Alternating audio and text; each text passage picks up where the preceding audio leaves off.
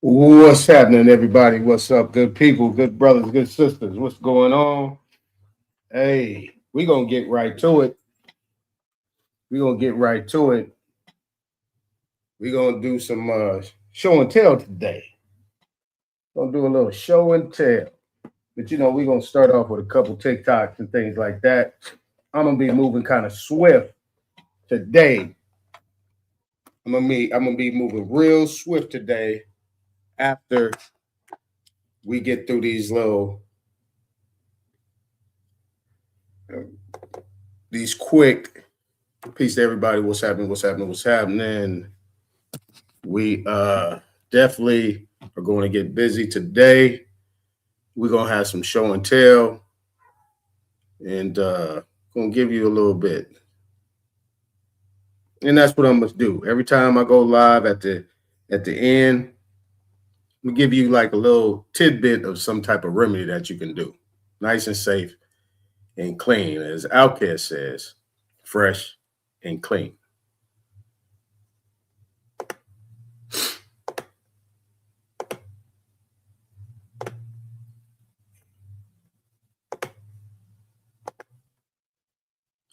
This I always start with this. This be funny to me. It's just funny to me.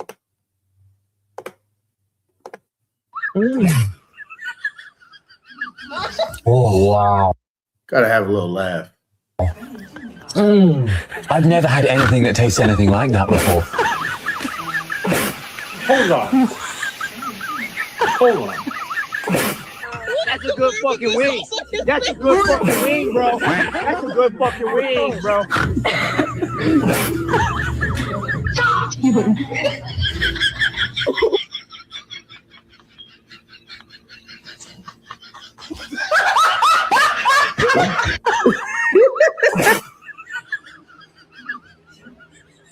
Make you want to smack your ass. No, my name is Jerome. That's so good.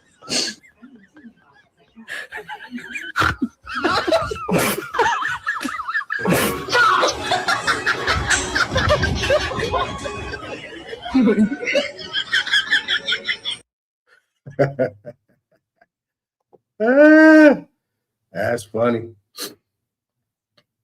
That's funny. That's like it's hard to actually believe this when you look at it, man. It gets me every time. I'll tell you, I'll be cracking up when I'll be seeing this. You can't even believe it that they so man. Hold on, I gotta do this again. Gotta share the audio.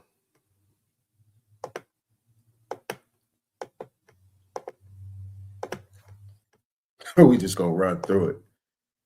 When you take money from the American people, you answer to the American people. These people take our money and then run our communities. Our school board was majority private school owners, mainly Jewish white men, and most of our school was not Jewish. And they had control over our public school system over like the past 10 years, purposely voting no on our school budget vote so that we would fail. And we lost about 3-2 schools. Basically, through block voting, Orthodox Jews won enough seats to control the East Ramapo School Board and went on to eliminate hundreds of public school positions like teachers and social workers while approving millions of taxpayer dollars to be spent on their children's religious private schools, ultimately gutting the public school system for the estimated 9,000 black and brown public school students while diverting that money to their private religious schools. They give us food that's rotten and it's cold. And it hurts our stomach. I asked, now take our music program away. I love playing an instrument. My brother would be crushed. The budget cuts were so devastating that in one instance, an elementary school shut down, and the majority Jewish school board then voted to sell it to a Jewish yeshiva for pennies on the dollar. When you take Crazy. Imagine writing a song.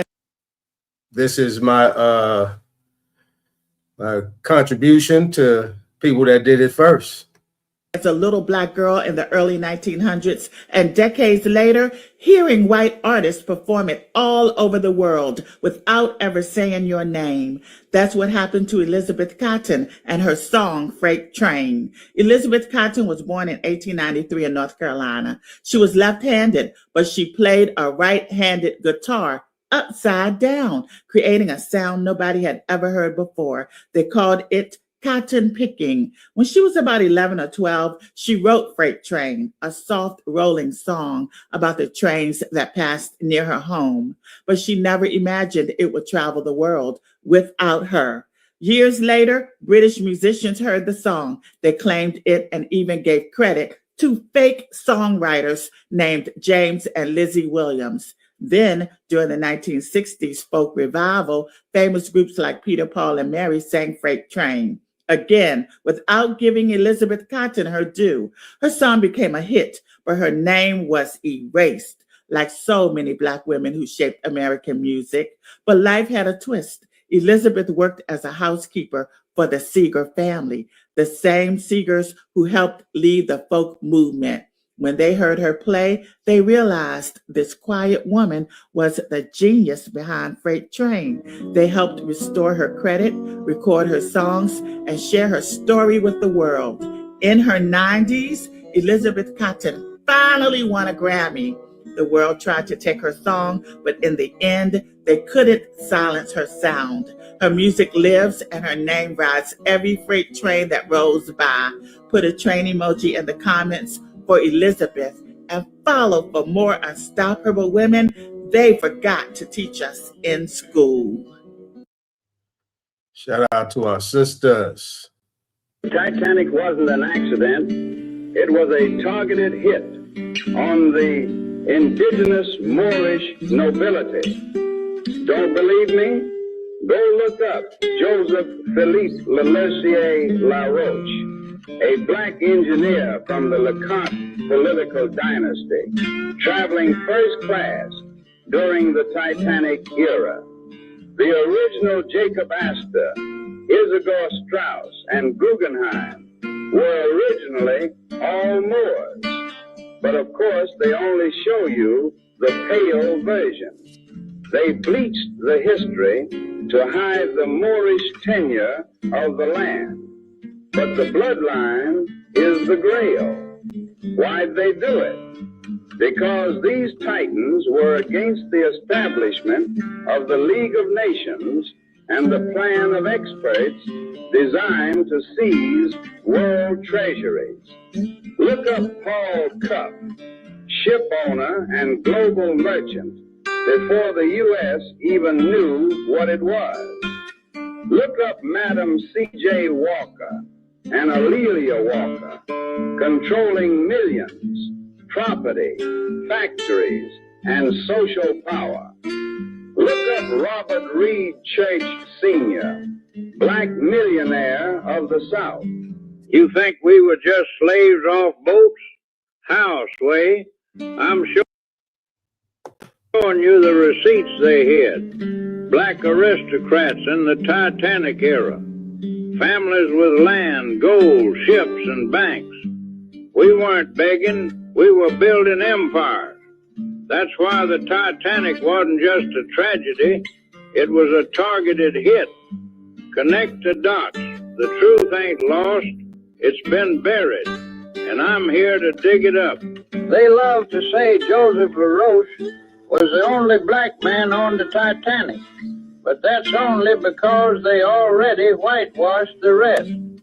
The original Astors, Guggenheims, Strausses, and LeConte bloodlines were Moors long before their portraits were corrected and their history rewritten. Once America and Europe adopted the bleaching of nobility, any elite family was painted over, literally and legally. So when the Titanic sank, they could safely call LaRoche the only one, because they hid the truth of the others. The whole narrative depends on Moors being erased from high society, because if the world learns black families sat at the top of global finance, diplomacy, and science, the slave story collapses overnight. LaRoche wasn't the only one. He was just the only one they couldn't erase. It's interesting stuff. Now, them being Moors, well, that's another conversation. Man, get in here, get in here, get in here. Man, this book is wild. I see why they hid this book. I see why they hid this book. But go and take a screenshot. Take a screenshot first. But have you ever heard 7-year residency? The desert of North America? Have you ever heard of that? This revealed the secret behind the term 400 years. Now, we thought it was 400 years slavery. That's what I thought, right? That's what I thought. Then I thought it was 400 years since we came in 1619. But you think that's what it was about? Nah. Now, take a screenshot first. But it was a hiatus in the Bible, most commonly referred to roughly 400 years between the Old Testament and the New Testament. That's all it was. It was missing 400 years. Now, this explains it right off the back. Chapter 1. Chapter 1. It talks about the Indians and the ancient immigration hiatus in the Bible. Hiatus. We was missing for 400 years inside North America. They didn't know where we was at. When the immigrants got here and the Pilgrims landed, it was 400 years. That's the secret. Well, they said that, look, we arrived in America 1,000 years. 1,000 years before Columbus. You can't see Columbus, but America, 1,000 years before everybody. We've been here, the Indians, right? We've been here. So they was like, when they found us, and they took up 7 years residency around us in the desert of North America, they wrote about us in this. They wrote about us. Because we was missing 400 years. We was already in North America, chilling. And when they caught us, they was like, we'll never let y'all go. But it's another secret about a map that's very important that's connected to this. Now, dig this. Now, before any immigrants came, North America was called India. India, 1595 map, right? India, before even Christopher Columbus came. The book of Esther mentioned India. The book of Maccabees mentioned Indians. And if you want to go download it right here. If you want to download it right here. And this is what we doing for the 400 years before everybody came looking for our behind. We was purchasing land. We was getting 40 acres of mule. We was doing everything we was doing. Why? Other immigrants around us writing the Bible saying these niggas was gone for 400 years between the Old Testament and the New Testament. All right? Now this book goes on to more explain that the Rocky Mountains, the western coast of North America from California, right? The region inhabitants by tribes bear no resemblance to each other, right? No resemblance to each other. But then it goes on to say, well, the Californians with their low forehead and skin as black, their foreheads and skin as black. Negroes. But they say we bear no resemblance to the Mongolians. Did you catch that? Did you catch that? You're, of course, familiar with the Supreme Court decision in Dred Scott versus Sanford. Yes, sir. That decision held that African Americans, whether slave or free, could not be citizens of the United States. Is that correct? That is correct. By denying citizenship, the court also denied African Americans equal political rights, equal access to the courts, and equal protection of the laws. Correct. They were denied all privileges and immunities that the Constitution affords to citizens. Would you agree that the Dred Scott decision pushed the nation even closer to civil war? It did, by invalidating the Missouri Compromise, among other reasons. Many historians posit the decision in Dred Scott helped cause the Civil War. And when that bloody war, the bloodiest war in America's history, ended in 1865, the legal status of the newly freed slaves was far from settled. Mr. Werman, after the Civil War, was it clear as a matter of law that the freed slaves would necessarily enjoy the full rights of citizenship? It was not if Dred Scott was still good law. Congress understood the danger of that uncertainty. And if the Constitution remained silent, the rights of the newly emancipated slaves could be challenged, undermined, or even potentially stripped away by future courts. That would mean that the blood shed in the Civil War was shed in vain. So Congress acted. In 1866, it passed the Civil Rights Act, declaring that the newly emancipated slaves were citizens of the United States. Mr. Werman, even after Congress passed the Civil Rights Act of 1866, were there serious doubts about whether Congress had the constitutional authority to enact it? Yes, there were. And so Congress chose a more permanent solution. The solution was to write citizenship itself into the Constitution so that never again could a court repeat the mistake and the gross injustice of Dred Scott. Also, the leading commentators of the period, like Alexander Morse, Francis Wharton, and George Collins, and the view of executive officials responsible for enforcing the law, including the Attorney General of the United States in 1873 and the Solicitor of the Treasury in 1889. The consistency was remarkable, yes. So would it be accurate to say that the view espoused by my Democrat colleagues that the 14th Amendment confers citizenship on anyone born on this land, whether here lawfully or unlawfully, temporarily or permanently, regardless of whether they owe allegiance to the United States, is a relatively recent view and directly contrary to the almost universal view at the time the amendment was ratified? It's not at all clear to me when that view took root. The United States, in its brief to the Supreme Court, suggests during the administration of FDR, but it is certainly inconsistent with most everything that preceded it, everything except, I would say, the dicta in 1 Kimark.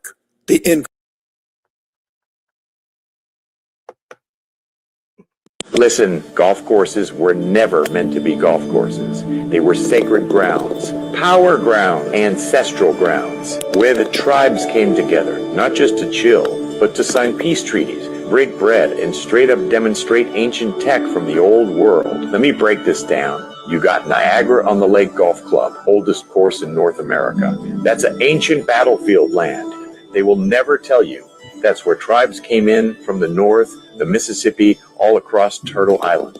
That was a peace ground.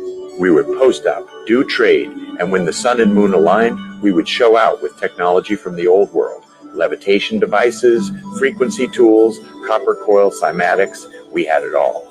Same with Druid Hills, Georgia. They call it Drew Hills in the old maps. That was not a coincidence that they laid an 18-hole course on that location. That's where the Yamasee Creek and Washita met with the Blackfoot and Aniunwea. Listen, golf courses were never meant to be golf courses. Yesterday, the U.S. Treasury just did the largest buyback of U.S. Treasuries in history at $15 billion. And here's what you're going to do about it. And a lot of it is going to be conspiracy. So you need to make sure you do your own research. And I'm just about to put you on game about a bunch of dots that we're about to connect right now. Okay. But before we go in, I got to give you a little bit of history and some context. So first of all, we want to make sure that we understand that there is a distinction between the Fed buying treasuries and the U.S. Treasury buying treasuries. You may see the two and interchange them and you see them in the headlines, but there's a big difference. The Fed, when they buy treasuries, they are controlling the money supply. This is called quantitative easing. When the U.S. Treasury buys its own bonds back, this doesn't essentially affect inflation or the money supply. They're doing it to strategically rebalance their balance sheet. Now, here's the important thing. When I started looking under the hood, because I'm like, why is the Treasury doing this now? So what I did was I went and looked up the actual CUSIPs and the securities that they're buying. If you don't know what a CUSIP is like every security has a specific ID number. And I wanted to see what the IDs are, what the coupon was. And I also wanted to see what the maturity dates were of these particular treasuries. Yeah, I put a fine woman up there so y'all can listen to her about a CUSIP and a security. So you know it ain't make believe. That they bought back. So let me tell you what I saw. They mostly concentrated around bonds that matured from August of this year, going to like a lot of them from August to November, but then mainly out about 2 years. And so I'm like, what's happening then? We got two big things happening in that time frame. So we got this big maturity wall coming up in commercial real estate and the private credit space. So there's going to be a crazy liquidity issue coming up then because interest rates are different and a lot of things are going to be refinanced. So this was very strategic from the US Treasury. So before you start thinking like, oh my God, the sky is falling, like, yeah, a lot of things are maturing around that time. And so they're just trying to get ahead of the curve, make sure things are buttoned up and they're not swimming in this nonsense that's about to happen. And when this maturity wall for these other assets. Now, let's get on to the conspiracies. There is a theory that looks at history that says when major crises happen, they happen about 6 months to a year after what Jamie Dimon says, the cockroaches start coming out. What does he mean by that? Private credit crisis. I'm going to be the first one to call it the private credit crisis because this is about to be a problem. I'm releasing a Jamie Dimon is the CEO of JP Morgan Chase. Podcast episode on Friday about it. This is about to be a problem. Here's the other thing about these treasury buybacks. They just started them back up in 2024. This is not something that they do all the time. They did them in the early 2000s, stopped, and then they started them back up in 2024. That makes me a little bit nervous, y'all. So August is around about the time that 6 months after the cockroaches started coming out from the private credit crisis. So what does the government want to do? They want to make sure that they're liquid when that happens, if this is a thing. Here is what you are going to do. You need to be mentally prepared. All right, so let me translate that for you. What that means is that she showed a distinction between Federal Reserve, because she said the Fed, that's the Federal Reserve Board, and the U.S. Treasury. So she's saying that there's a difference between them two. So now you know that the Fed is not part of the government. The U.S. Treasury is. So the key question is, why is the Treasury buying back them bonds and the Treasury never did? That's the thing about quantitative easing. You guys can look that up on your own. I don't have time for that. But under the circumstances, when the Treasury buys back the bonds, that means they're bringing all the assets that, for example, what I showed yesterday when the Asian guy was talking about China had just trashed 800 million, or I don't know, it was 800 million, 800 billion worth of bonds, Treasury bonds, right? And guess what? The U.S. Treasury bought them all back.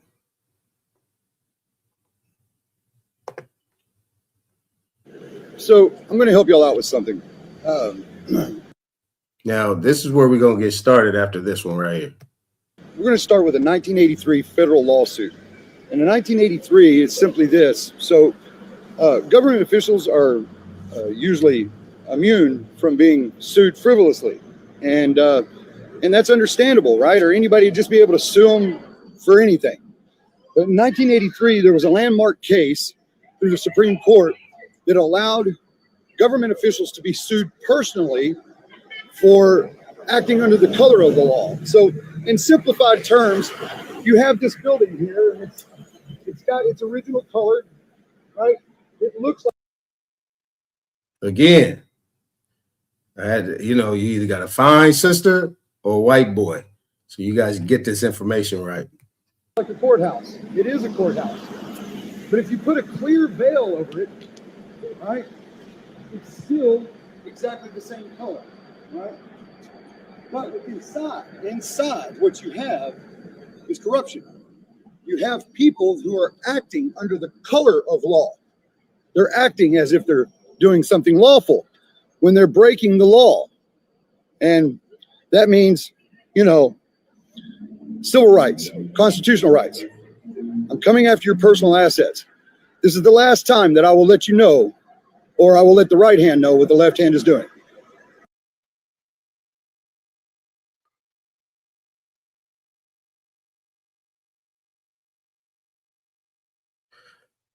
All right. All right. So what I'm going to do right now, I'm about to show you what color of law is. We'll get into this this understanding what color of law is. Right? Like I said, it's show and tell. I'm about to show you something because I know you guys. And well, when you gonna give me a solution? All right, well, let me give you an example. Now, y'all grown men and women. So you guys should be able to know what this is. Now, on the color of law, right? We're gonna deal with color of law, de facto, and de jure. Right? We're going to go right into the definitions, and then we're going to be able to kind of break some of this stuff down so you can understand what's going on and understand what these bonds are that the beautiful sister was talking about. Hope I don't find you anywhere. But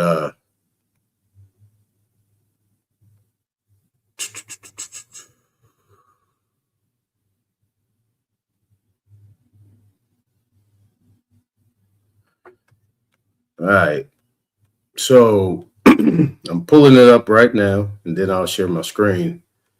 Then I'll be able to show you what color of law means.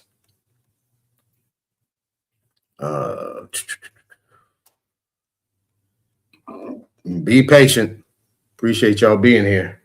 Hit the like, thumbs up, thumbs down. I don't care what you do. Hit one of them. And then go ahead, just repost it so people can come on over here.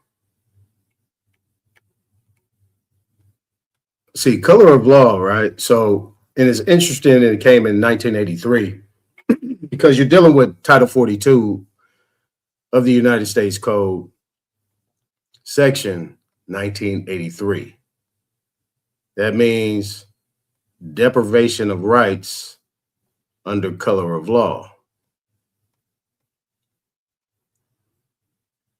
Now, under the circumstances, you got to understand what the rule of law is versus color of law. Now, this is how they get us all trapped up, right? Because you think you're going in there for one thing, but actually they got a whole nother gamut going on the other side that we don't know nothing about. But if you stand your ground, then you'll be able to put their feet to the fire, right? Because there's a such thing called fraud. All right. So we're going to deal with the basics right here, what is called color. Color. Right here. You view that right there. We're going to blow it up. Let me look at my other screen, make sure it's showing, and it is. All right, so color and appearance, semblance. Now you guys got to look these things up.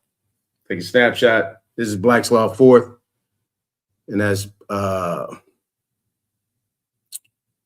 this is what the courts, the judges, the attorneys, even the Congress, all of them, all three branches use in regards to their basic foundation, because you're always going to see a case law behind that. Remember, case law is under Article 4, which is precedent or full faith and credit. So color and appearance, semblance, or simulacrum, that's another Latin word, as distinguished, right? So when it says or, appearance, semblance is your kind of like your synonym in English for simulacrum, as distinguished from that which is real. So what this is saying is an appearance, semblance, as distinguished from that which is real. So we're saying distinguish. So that means I put something in front of you, but I put something in front of you knowing that it's not real. So when you say distinguish, it means that what is real is really not real. It's real on its face. Now, what it means, what I mean by that is the next sentence where it said prima facie or an apparent right, right? So when you look at apparent on the face, this is what they always use in regards to when they pull you over, you all these things, they got probable cause. So probable cause, or what they would consider to be also a presumption or an assumption, right? But if not challenged, it's true. That means that you agree to it, all right? So prima facie evidence or the apparent right. Hence a deceptive appearance, a plausible, assumed exterior, concealing a lack of reality, a disguise or pretext. So everybody we know, our people, we do this. We know if they say it is, that's the law. Well, shit, they say, well, they're going to do it anyway. All right, cool. Got that. But sometimes being dumb is a good thing, and it can actually hold power, right? So in the numbers, right? So when you play cards, right? What is the strongest card in the deck? The Joker, right? The Joker is the one that wheels and deals. Why? Because he's actually considered to be the zero in the numbers. So in being a zero, he's not liable for anything because he knows nothing. He's actually being brought into something where he has no knowledge of. But in that, he's willing to entertain it, right? That's why the Joker wears that suit and he's considered to be the joke. But at the same time, the Joker is the one that holds all the cards. Why? Because he knows nothing. And the Joker actually is the one that actually is given to. Now, they have all these ancient things about the ones that they consider to be kind of, in these days, you would consider to be special, like autism or something like that. Everybody's going to come to their aid. They're going to clothe them. They're going to feed them. They're going to house them. They're going to do all the different things need to be done. But if you look right here, color, you got a clear idea what's going on right now. So when you look at it, plausible, assume exterior. So it's just like looking at a judge. And like I said, we showing and telling right now. Judge come in there. He got that big black robe. He's sitting down. He on that bench, sitting in that chair. And he looked like the strongest, biggest thing known to mankind. Everybody coming up in there has got all the emotions, knees crackling and shaking and sweating and don't know what the hell is about to happen to them. Then you got a bailiff over there, which is a sheriff. He got a big gun. He got a uniform, big badge, everything. He got his little stance looking great. Then you got a clerk sitting over there. Then you got somebody else sitting over to the left. And then you already know that you in this big place that you consider to be a judicial court. All the cards are stacked against you. But remember, you're the Joker. Because everything is being done on your account. And you are the joke. Because you know nothing. And at the end of the day, you are going to do what? You're going to acquiesce. Let me give you an example. I was in Santa Monica. This was like 2015. Told you this is show and tell. This is like 2015. This is one of the first instances I had. When I went in there and I went in front of the judge, right? On a traffic ticket. Went up in there, failed to appear. And the judge said, well, you know, state your name for the record. That's what you mean by that. What name you want? He asked me another question. I'm just moving forward. He said, well, you've been charged for this, that, on failure to appear. I said, I don't know what you're talking about. You don't know what I'm talking? No, I don't know what you're talking about. Well, I said, well, what's the charge? Well, the charge is you were speeding. So I said, okay, I was speeding. I said, is there anything that you could provide me that can validate any of those charges that you're charging me by? He said, no, I can't do that. I said, why? He said, well, that's not why I'm here. I said, well, you're the one talking. He says, well, I can't provide that to you. I said, well, somebody needs to read and certify these charges on the penalty of perjury. He said, well, I'm not going to do that. I said, well, who is going to do that? I said, there's no injured party here. In Latin, they call it a corpus delicti. And I need all my exculpatory evidence, which means that I need all the evidence that makes me innocent. And he says, well, the police officer is going to do that. I said, well, who's the injured party? He said, well, the state of California is. I said, well, the state of California is a government issued thing. I don't know what that is. Now, this is my first time. Now, by means, I'm locked in, but I'm nervous as hell. He said, I said, so who's going to be representing this? I said, well, the state of California can't be an injured party, so who's going to be that injured party? He said, well, the police. I said, well, where are they? He says, well, they're not here right now. I said, okay, well, I can't make no plea until I get that information. I can't make that plea until I get that information. He says, well, I need a plea. I said, well, I can't give you one till I get that information. He says, well, I'm going to make a plea for you. I said, I object. He said, overruled. I said, well, if you make the plea for me, you're going to be representing me because obviously you're coming off that bench as if you're representing me. He said, no, I'm not. I said, yes, you are. Now, this is a smooth conversation. Once I brushed off all the sweat and all that, I got in the zone. But guess what? The next time I come up in there, and they come up in there, the police ain't there. So case dismissed, right? Police don't show up, case dismissed. And then he said, oh, wait. Oh, we got a failure to appear. I said, I don't know nothing about this. And he says, well, you know, I said, but there's a plea of not guilty. I said, I didn't make that plea. He said, oh, you didn't? I said, no, that other judge did. I think you need to call the judge in here. And guess what? I had to come back at 1:30. So come back at 1:30. Guess what? They went to go get that judge. Now, some other things I did on top of that paperwork-wise, but we ain't going to talk about that right now. But I'm just talking about a simple conversation.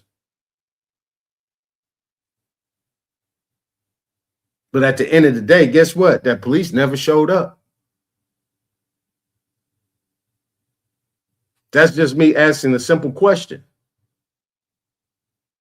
So if I can't get the answers, I can't plead to nothing. Because what is it? Now, let's go down to this right here. In pleading, ground of action admitted to subsist in the opposite party by the pleading of one of the parties to an action. Ground of action admitted to subsist in the opposite party by the pleading of one of the parties to an action, which is so set out as to be apparently, that word again, apparently valid, but which is reality legally insufficient. All traffic tickets usually end up in criminal charges. People don't know that a traffic ticket is being issued like a criminal charge, whether it be a misdemeanor or a felony, depending on what it is. Now, let me give you another example. In 2018, right, I get pulled over again. Coming right down Vernon, hitting Crenshaw. And this was a sheriff. Right? Flip it. I ain't doing nothing but driving. Or what do you consider to be driving? And I hit, I see him blurt me and I keep coming around the corner. And I make sure I park right in Leimert Park where everybody's around and where my business is. And this is a young sister. She get out the car. Hey, what you doing with them type of plates? Them plates on them exempt plates. I said, this is a business. It's a business vehicle, right? I'm on lunch right now, about to eat my sandwich. Well, you need to provide me. I don't need to provide you nothing. Now, see, that was wrong. I should have been cool. But when she got out there, she got aggressive. I don't like people with guns getting aggressive with me. Anything can happen. So, under the circumstances, fast forward, right? I get a ticket anyway. And then from there, I say, well, I go up in there and I do the same thing. But this time I do a lot more. I mean, it's pretty much what we was talking about yesterday. I conditionally accepted the case. I did not make a plea. Somebody had to verify that plea. They did the same thing, but guess what? They kept doing the musical chairs with the judges. Why? Because I wouldn't make a plea.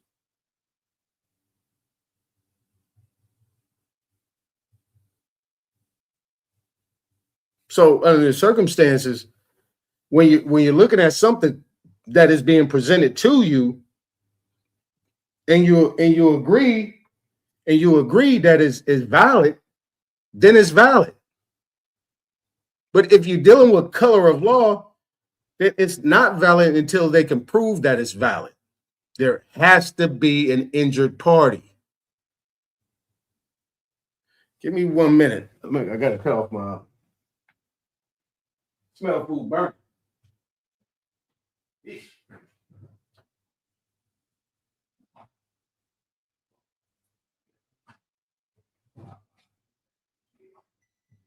I just want to do that before we get ready.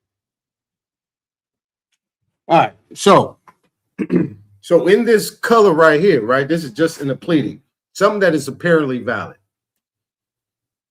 All right. Now, a term of ancient rhetoricians, right? So this rhetoricians is equal to rhetoric, ancient rhetoric. So these are people that spit rhetoric on what they interpret to be this type of pleading, right? It was an apparent or prima facie right in the meaning of the rule that pleadings in confession and avoidance should give color was that they should confess the matter adversely alleged to such an extent, at least as to admit some apparent right in the opposite party, which required to be encountered and avoided by the allegation of new matter. Color was either expressed, i.e. inserted into the pleading, or implied, which was naturally inherent in the structure of the pleading. So let's just give a, for instance, we're dealing with a traffic pullover, right? The key word in here is implied, right? So you're dealing with implied. Implied is basically, it's like an implied contract. It's assumed that both parties agree. I need your license and registration and insurance. That's first out the bat. As soon as they come up, they ain't asked you nothing. They ain't say, hey, how you doing? Nothing. They not provided you any information or anything. So in that case, they are considered by implied contract that they are the authority, and you have now subjected yourself to that authority. And what is that authority? Is it the law or is it the color of law? I got a uniform, I got a badge, I got a gun, I got a taser, I got a baton. I'm in a marked vehicle with exempt plates on it with red and blue and white lights on it. And everybody advertises as if we are the law. And you have taken that advertising, that marketing, as if it's true. But what you don't look at is what's on the vehicle: to serve and protect. This is where people don't ask questions.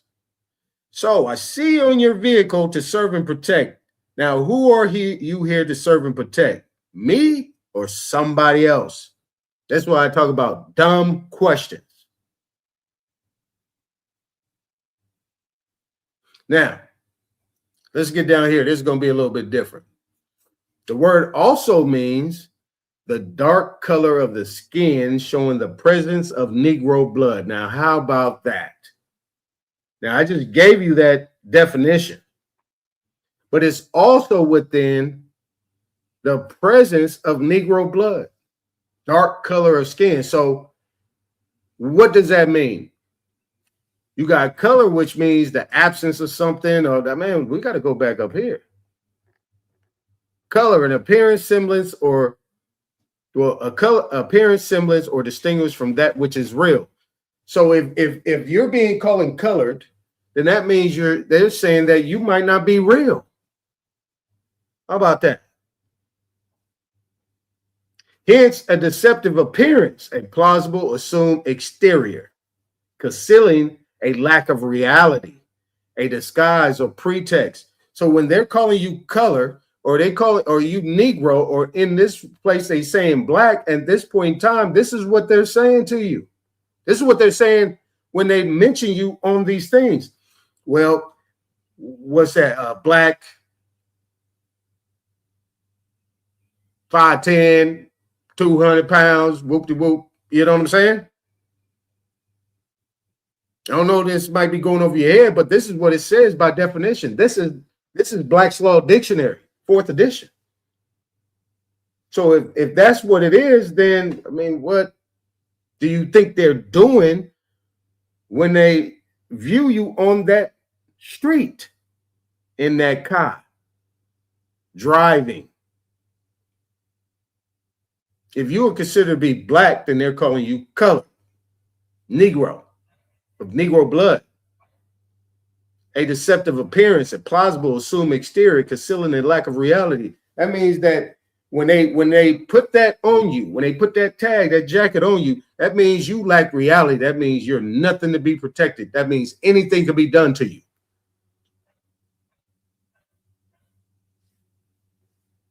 Now, we can look at that again. And you see right here the case law, Johnson versus Board of Education of Wilson County. And that NC, that's North Carolina. Now, let's look up, let's go down the color of authority. That semblance or presumption. Remember I mentioned presumption. Of authority sustaining the acts of a public officer, which is derived from his apparent title to the office or from a writ or other process in his hands, apparently valid and regular. There go the word apparently mean again. Now, what a writ is equal to an order.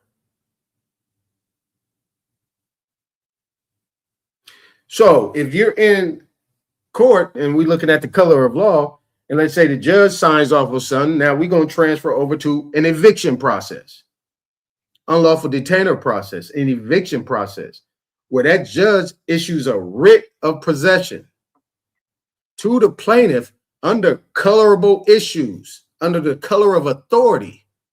So that judge is giving that order and that writ saying that that entity has authority under this jurisdiction that we created.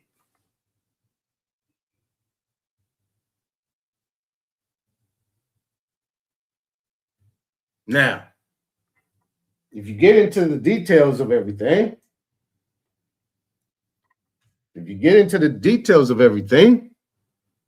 right? If they're operating under this color of authority in any circumstances, gave you two.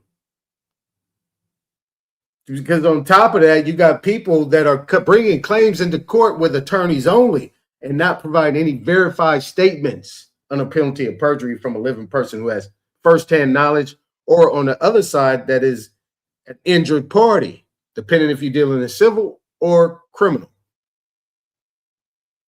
But under 27 CFR 7211, all crimes are commercial.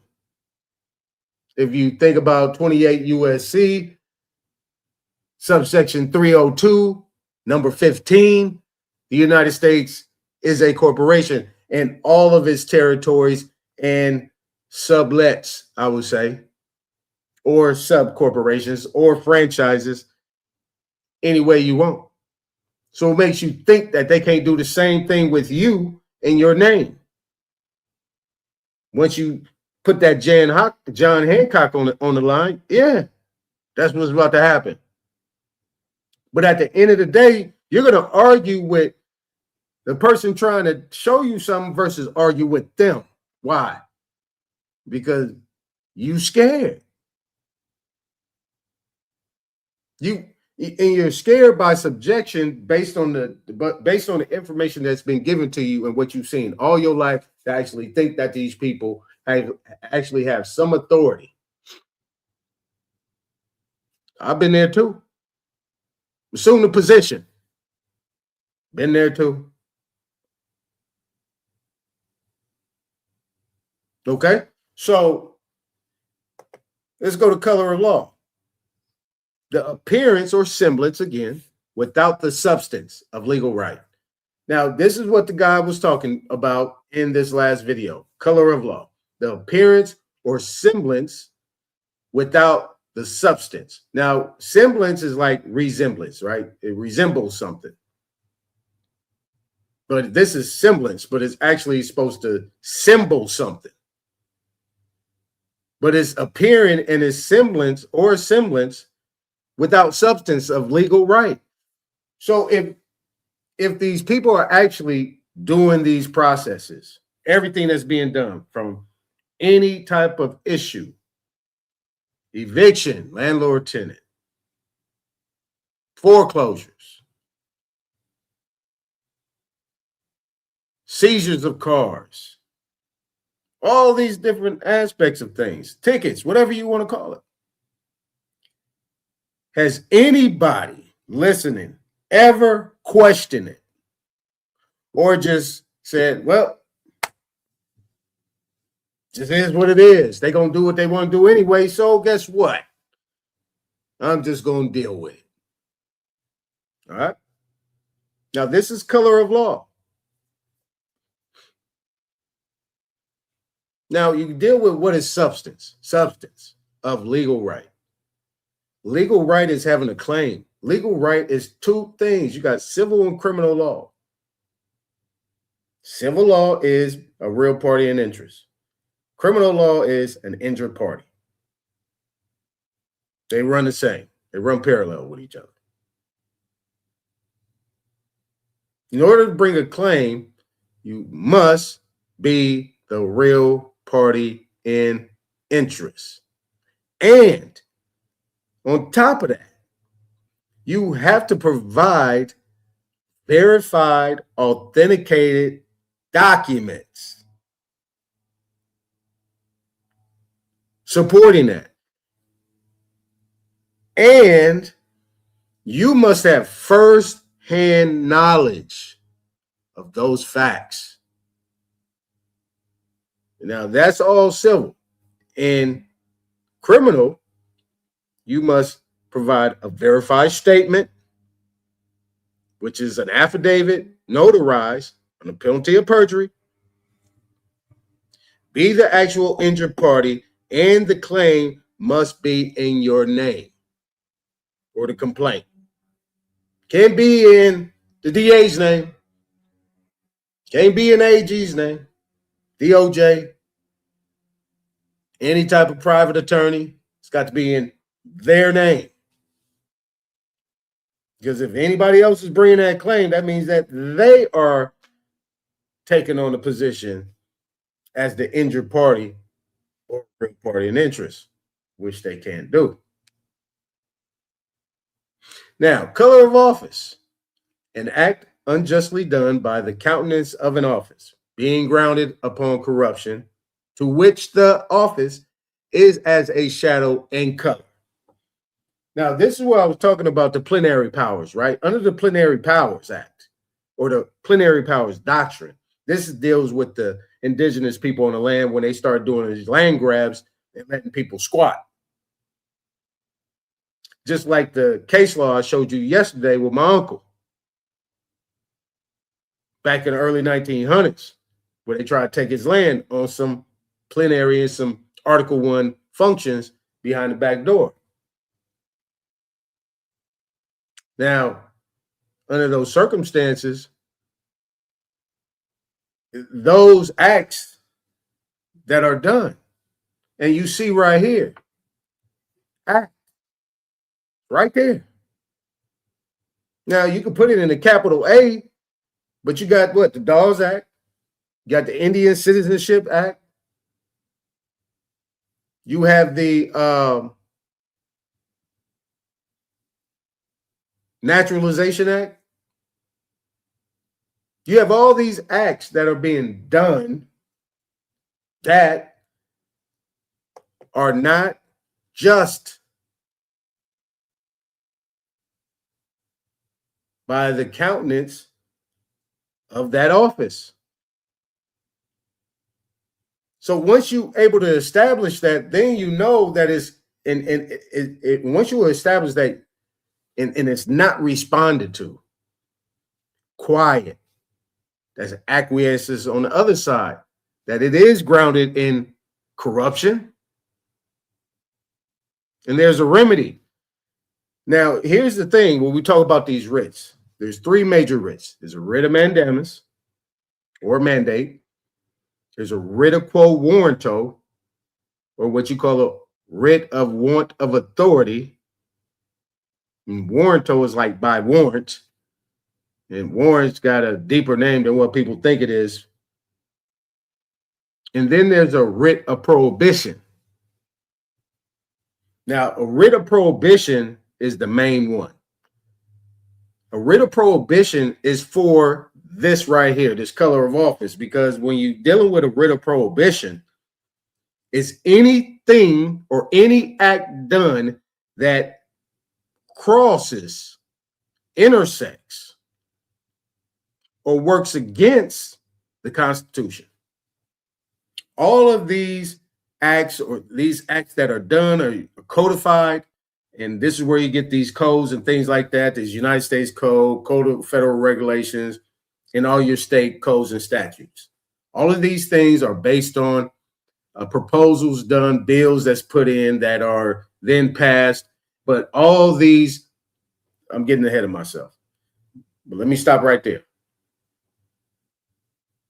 The writ of prohibition is to prohibit any office operating under color of office in a de facto state that is being put in place to violate people's constitutional protected rights.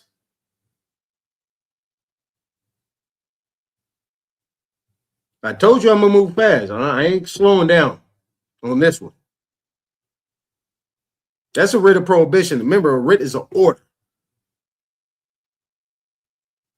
But the problem has been lately is it's become so convoluted and so corrupted where everybody just on, they're all just on automatic. They just on clockwork. And they know that they can't say nothing. They can't say anything in regards to that. This is why these people can't sleep good at night. You think they sleeping good? That they actually run through thousands of people per day in that court, violating everybody, putting people, locking people up under color of law, and the color of their office and the color of their authority, and not telling you? How do they sleep good at night? Now,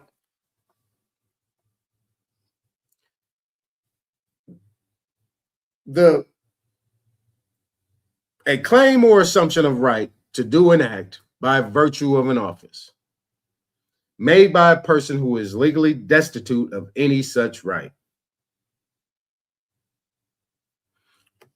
All right.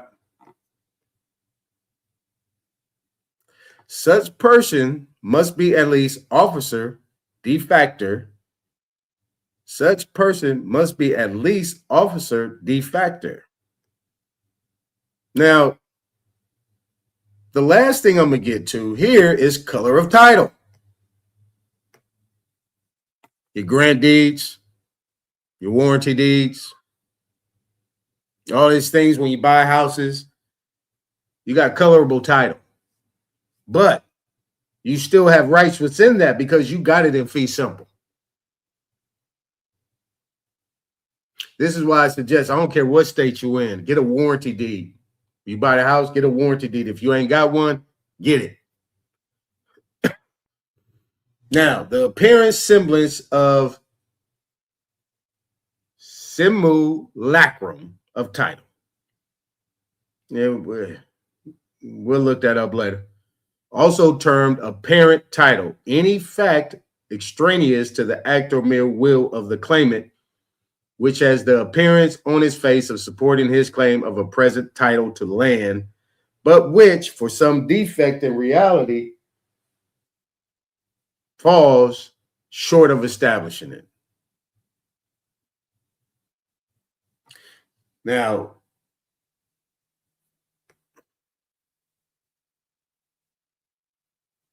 I don't want to get too far off on this. Let's go to de facto here real quick. We're going to go over to de facto. We're going to go to de facto real quick. I want you guys to understand what de facto and de jure is.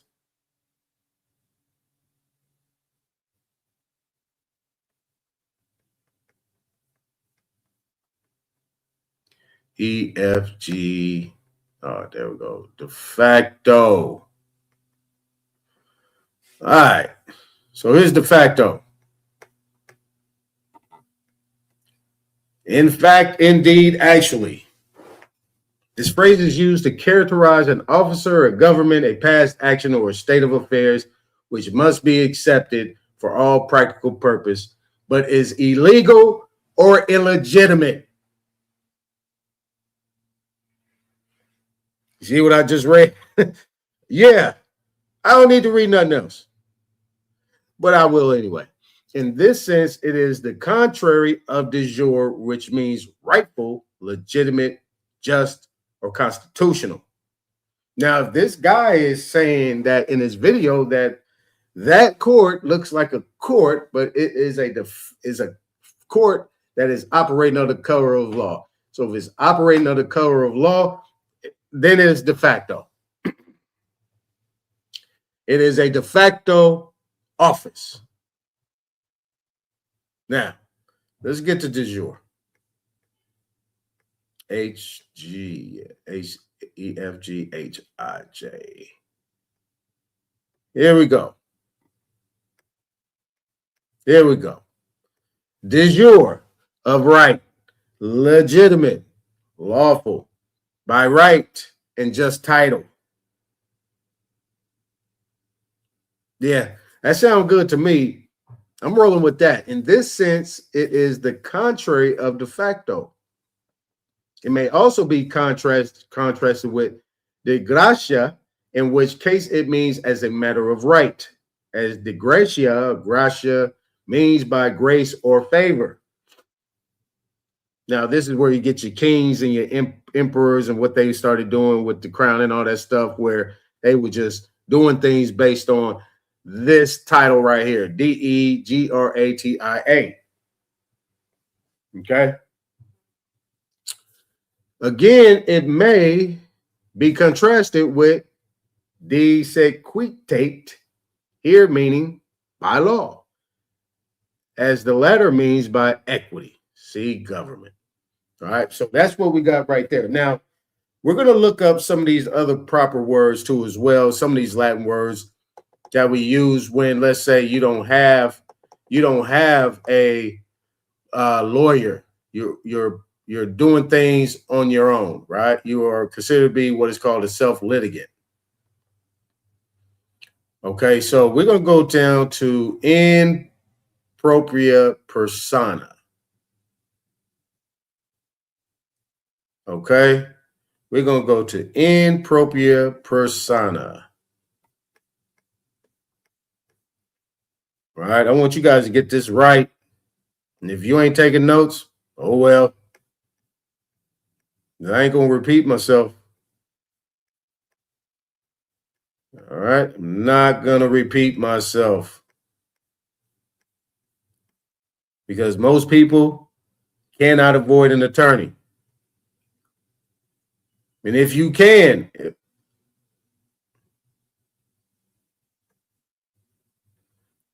okay, you still must tell that attorney exactly what you want.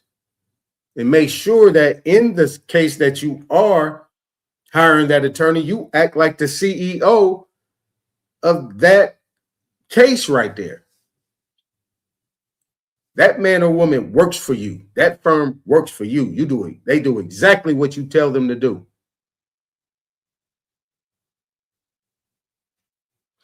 Right? So impropria persona, in one's own proper person. Okay? Now we're going to go all the way down to sui juris.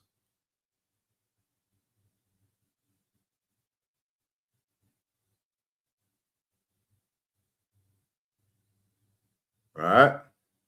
Here it is. See how fast I move? Of his own right, possessing full social and civil rights, not under any legal disability or the power of another. So let's say it like this: not under the power of another or guardianship. Now we're going to talk about, and J-Dub, if you in there listening, I'm going to bring you up in a minute because we're going to talk about this guardian ad litem. But every time you go into court and you don't have that on your document, this sui juris impropria persona, you are considered to be under every or any and every disability legally. You're under the power of the court, and they will now take over guardianship of everything you got dealing with that matter. So that means they can do anything they want because you do not possess any right. You're not of your own right. You're not possessing full social and civil rights, meaning you have not invoked it or expressed it. Now, here's the second paragraph. Having capacity to manage one's own affairs. So when you come in there and you got that on there, impropria persona sui juris, you're letting them know exactly who you are and what you are not. Those two definitions right there establish everything. So if I come in there and say, well, you know, we want to help you out. You get a PD come in there, you say, okay, well, I can help you with this. Okay, you're going to do exactly what I tell you to do? You stutter. No, get out of here. Nope. Because I'm in my proper person. I'm of my own right. And I'm expressing and invoking the fact that I possess all full social and civil rights in this matter right here. I'm not under any legal disability or the power of you or anybody else. So that means I have no guardianship. I'm the guardian of myself. This is what I do. I need you, just like my uncle said yesterday in his thing. I hired you to advise me in this matter. Advise me. Not represent me or represent me. You are to present me in my proper light and let them know exactly who I am, not to do anything in order to take advantage of my estate or anything else, of my body or my mind or anything else of that matter. You see? So under those circumstances, this is what we're doing here. You agree? If you don't agree, bye. And even under the circumstances, they say, well, we putting this PD on you because you're expressing your rights. You're going to put this PD on. Okay, on the one condition. This attorney, this PD do exactly what I tell him to do, or her. And this is the one I want. I don't want a pale skin. I don't want nobody but a so-called black person to come in here, man or woman, to come help me with this. So at least I know if this is a black person and they don't do what I want to, then they got to sleep with the fact that they are signed up to take advantage of their own people. How about that? Cool. Cool. Now, hopefully everybody's let me take a look at the chat real quick, catch my breath, see what's going on. We got my Mama Chief. What's going on, Mama Chief? Obviously, I can't see the chat right now because I'm reading. All right. What's going on? What's going on? Heartfelt Sinners 2. Naughty, what's going on? Copper Draco. Big Dog Philly. Appreciate you. Appreciate you. Yep.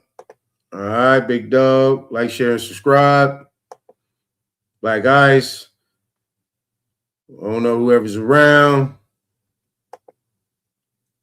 Never Doubt Me. I don't know who that is. That's Richie Rich right there. You got King Chameleon right there. We're on hour 27. We're doing pretty good with time. I told you I'm going to move fast with this. All right, I'm going to get back to it. All right, I'm going to drop the link in a minute.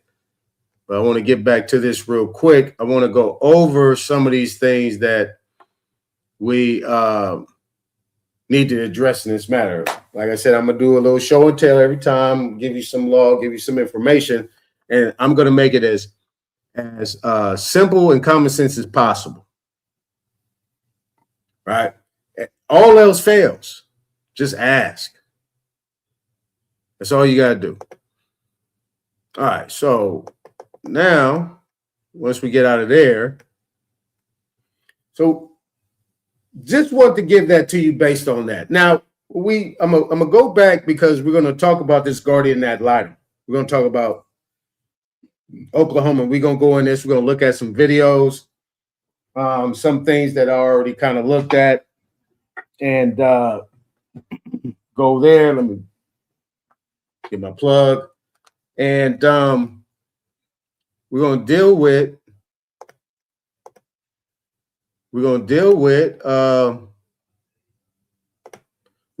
with some issues in regards to this guardian ad litem. We're going to talk about the oil. I also want to talk about Paul Cuffey as well. You know, a lot of things that he was doing, because a lot of people got this misunderstanding about Paul Cuffey.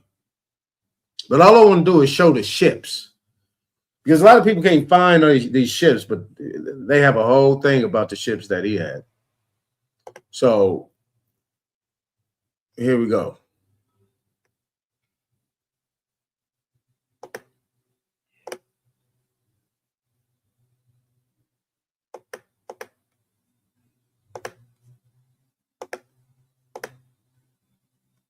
All right, so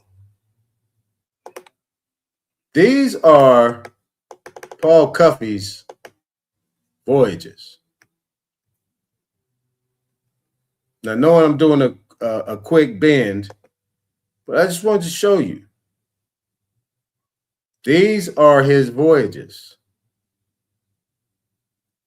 I'm just showing you real quick. These are his voyages.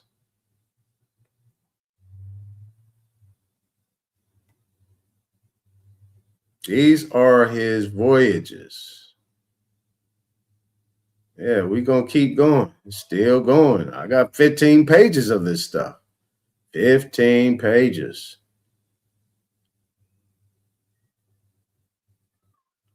All right. This is where he's going, where he's coming from, where he's going. All right. Want to give you that, because we're going to get into some of these things that a lot of people ain't talking about. Now, here's the other issue that we have going on here in regards to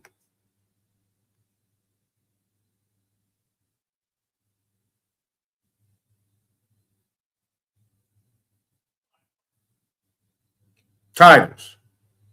Right?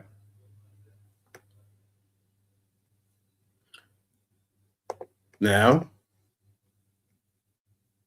we're going to go to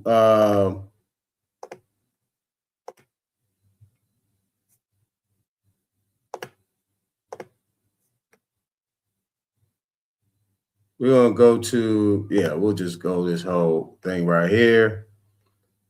And we're going to go to this right here. Now, this right here says right here, Turkey Day. This is the Solomon Jones thing. I want to just kind of look at this real quick so we could kind of, okay, I gotta do that.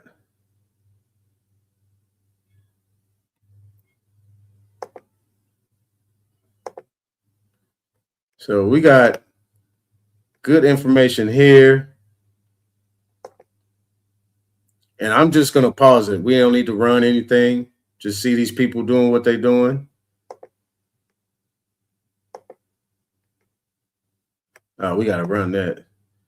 Now this is your. Now, if you look at this is 1925 now. It's 1925.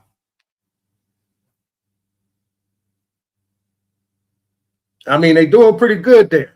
I mean, I think they're doing pretty good.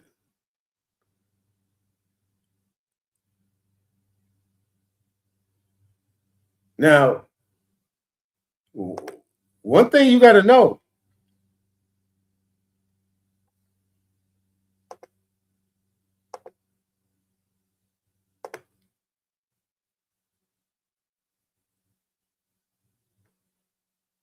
Now, one thing you got to know, we got to go back and see where this thing is actually.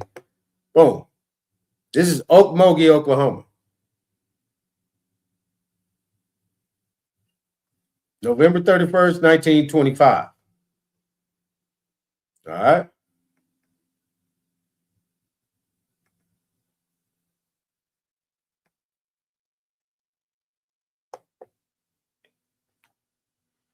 Now, this right here is supposed to be Turkey Day. Playing football. You know, out there doing their thing. Right?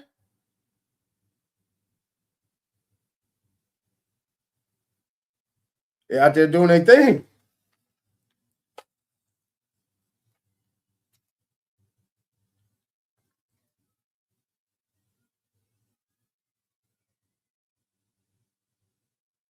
Now, I know probably a lot of you guys seen these.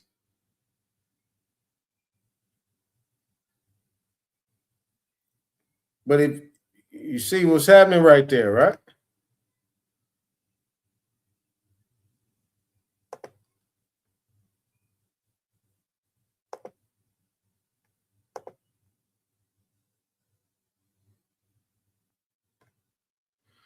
Now, if you look back here, you can see Muskogee Security Bank, some company up here.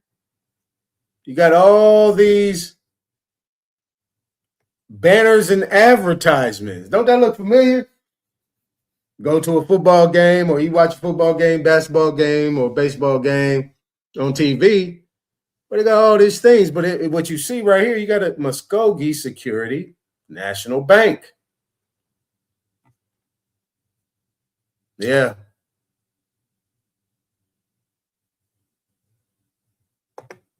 Oh, there we go. That's a better picture right there. What does that say? Muskogee Security National Bank. You got Brown, some company up there. Yeah. Now, it's saying these are national, that's a national bank there. Right?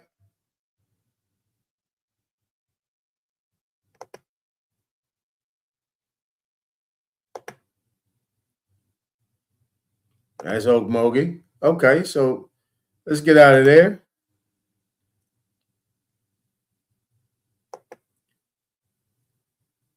I mean, they're doing pretty good for themselves. Nah, I didn't want to do that.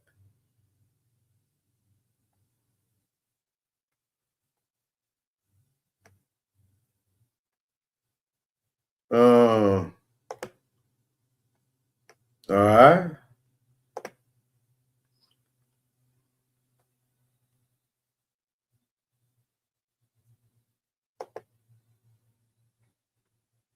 Okay, so this is saying Barrel Oil Well, their number 4 gusher near the Poor Farm, their number 1, 4,000 barrels per day oil well.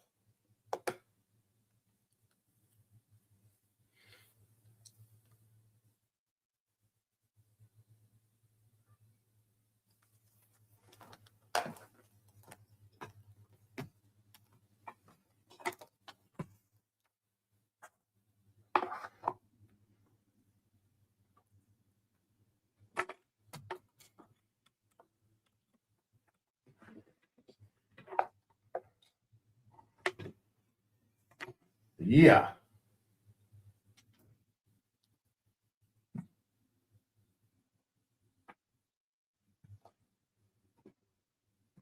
This is Bristol, Oklahoma.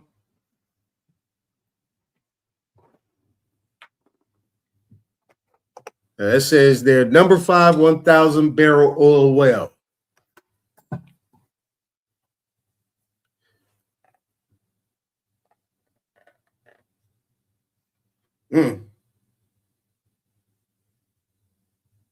Big business. Big business. Look at that. Look at that. Look how big that thing is compared to how they standing up on that. Yeah. Big business.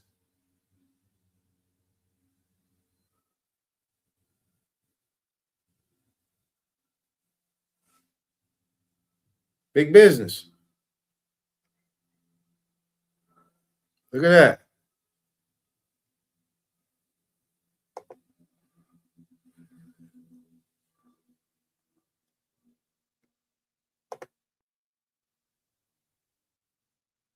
Big business. I got one more.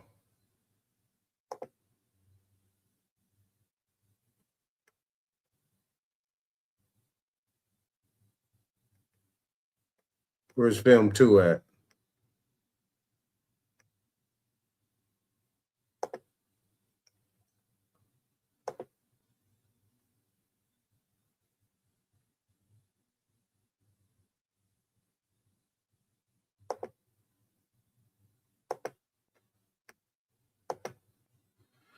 Now, this is the 4-session Oklahoma Business League.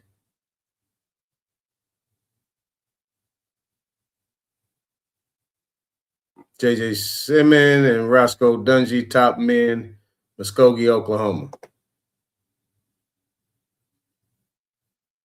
I mean, look kind of crispy right there. Don't you think?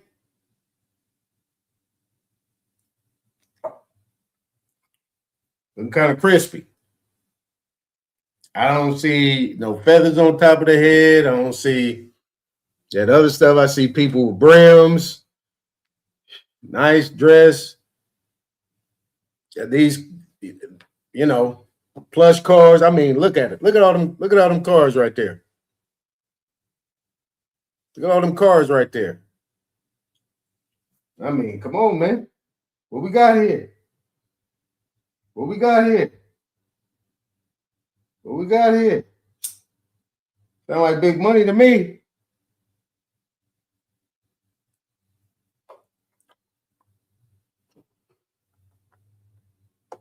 Now, I want to show this. It's what let me drop. I'm gonna drop the link for Heartfelt real quick. If he up there, because I'm gonna play the link he shared because we want to talk about guardian ad litem. Now, what I want to do first off, I'm gonna go back to I'm gonna go back to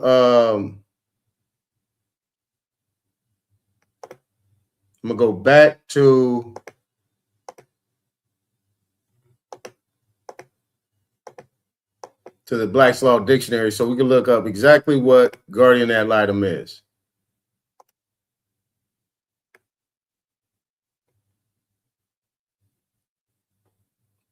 EFG.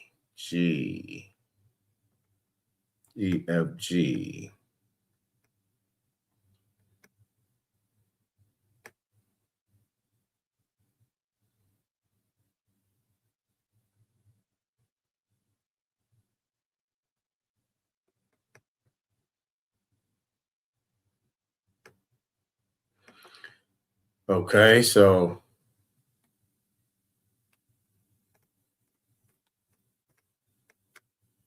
you ain't got it. I might have to go to the regular thing. Go to the regular internet and check it out. Ad litem.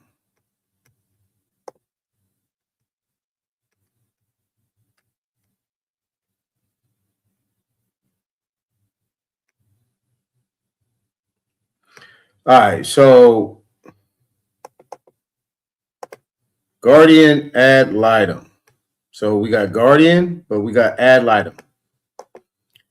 For the suit, for the purposes of the suit, pending the suit, a guardian ad litem is a guardian appointed to prosecute or defend a suit on behalf of a party incapacitated by infancy or otherwise. So remember, we're talking about color of law, color of title, color of authority, color, de facto, where you apply that structure to this guardian ad litem, where they can just, based on the situation that it is, if everything is operating under the color of law, and you're not in your proper person or of your own right, in propria persona sui juris, here you go. Guardian ad litem.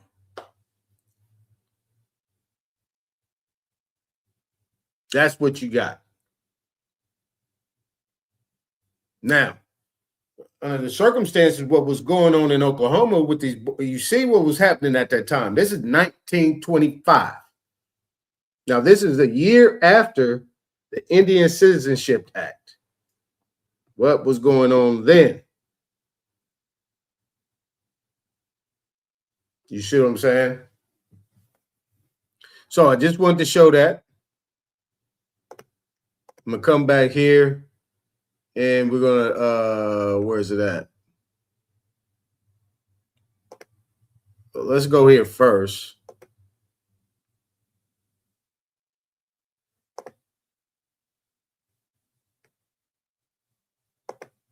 Hold on, I think it's on mute. Okay, there we go.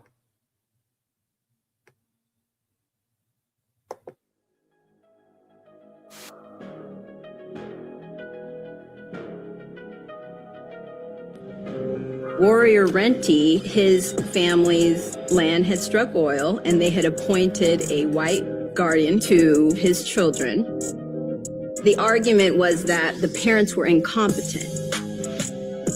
AJ was there. They went over and spoke to this newly appointed guardian, and Warrior told him, "The day that you are a guardian of my children is the day you will die." Warrior was arrested.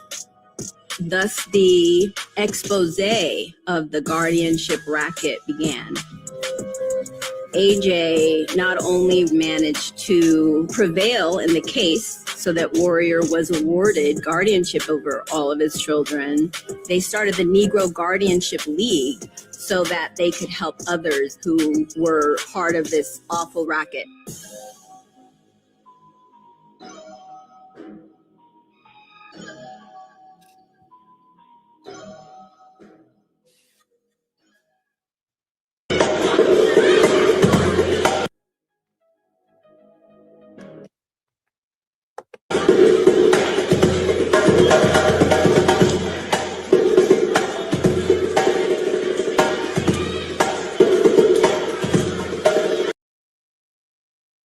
don't know what happened there. But yeah.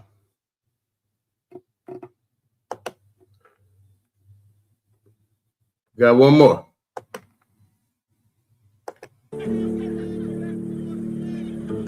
Tulsa really begins to become a boom town after oil is discovered. Much of it was drilled on land owned by indigenous and black people. Backed by the government, white settlers tried to seize control of the land. Oklahoma passed a law where white guardians were appointed to children whose land allotments had struck oil. Guardians handled the money that was being brought in from the oil. We're talking about millions and millions of dollars, and not in today's money, in that day's money. Warrior Renty, his family's land had struck oil, and they had appointed a white guardian to his children. The argument was that the parents were incompetent. AJ was there. They went over. Okay, so this is the same thing.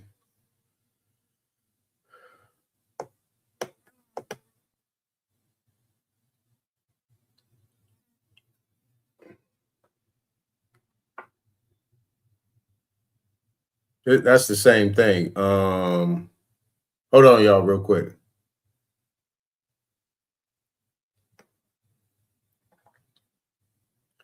Now, I'm going to bring back up this case right here. Right? This is my uncle.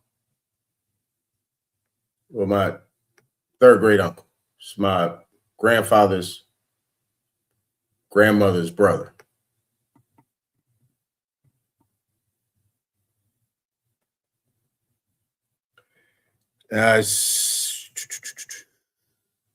Right here.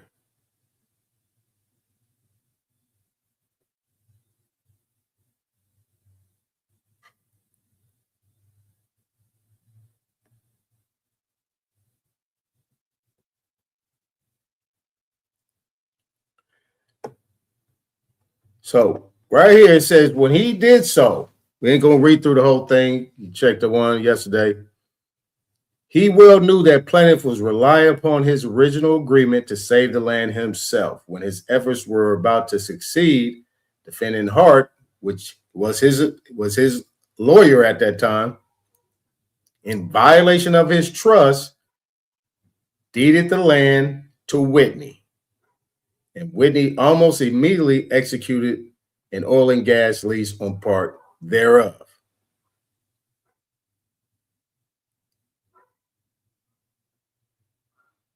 Okay. Where's the trustee thing? I need that trustee. I need that trustee situation. Whether during the time attorney is acting as such or after such relations have ceased, whether the client's money or his own money he purchases or acquires subject of litigation, equity will decree that he holds such interest as trustee for client. So, under the circumstances, in conclusion, that under all these different colors of what they're doing, they still have a fiduciary duty to do their job. But what has taken place was, like in this Whitney situation or Renty situation, that these people are operating under a color of title outside of what their duties are as trustee.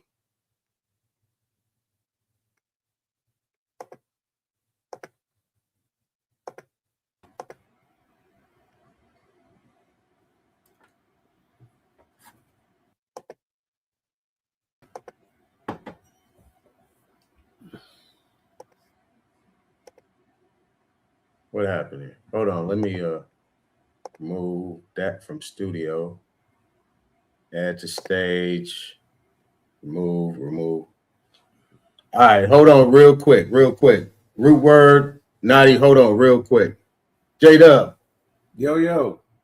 All right, so when we're talking about Oklahoma, we was talking about, remember we was talking about the banks and the oil and all that stuff. Give me a background on the relationship and the influence and power versus what the United States had at that time, and what type of influence and power and money and control that these indigenous companies and these people had at that time, banking wise or otherwise. See, if you ain't go through the more, salute to everybody, man. No, Woodward. Hold on, I'm talking to Heartfelt Sinners real quick. Oh, I thought you asked us the question. Jesus. Go ahead. Hold on, man. Go ahead, J-Dub. I mean, I can't speak for the history on it. I just know there was like two Americas, and the American Indian had established these oil rights or land allotments where I don't know if they were Aboriginal titles or how exactly they were struck before these auctioneers, I guess, so to speak, were kind of like these people that morphed into like Chevron, Standard Oil.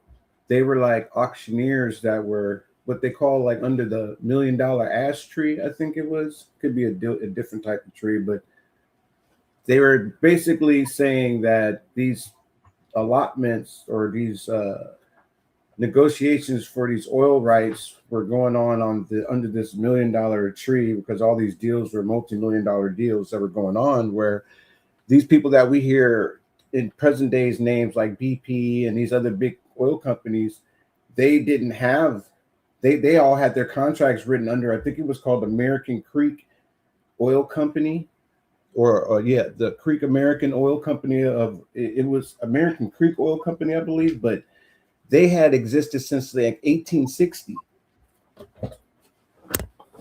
And so it's just a lot of obscurity, I guess, that you have, like in that video he just showed with the Sir Solomon Jones showing in another one of those scenes in that video, they have a uniformed man in front of a hangar with the airplanes in it.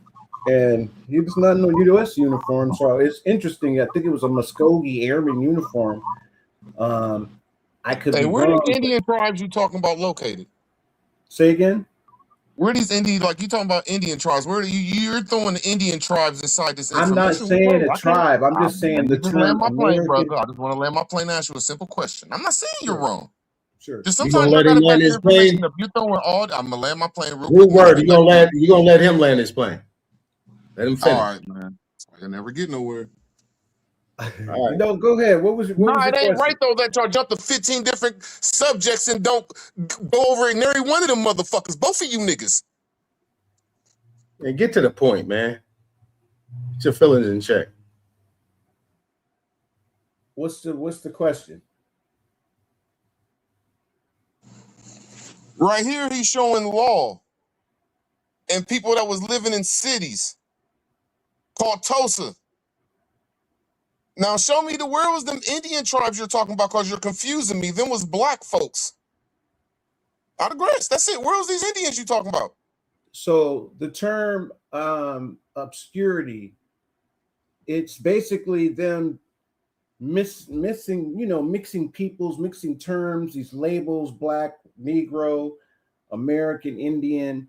I mean, it's up to you, I guess, to take it for what you're trying to. The point of this information is to show that there was an established lineage of people that had wealth here in these so-called states. And so the obscurity comes in because they're trying to, well, I say the U.S. government seems to be trying to obscure historical, people and take land from them and resources from them and mix them amongst other individuals that are immigrants that come to this same land and obscure all of the laws to make it seem like there's this big mixing and melting pot. I mean, we're trying to get clarity for just our own, sake of mind, just so we, in our own skin, we know what the hell is going on.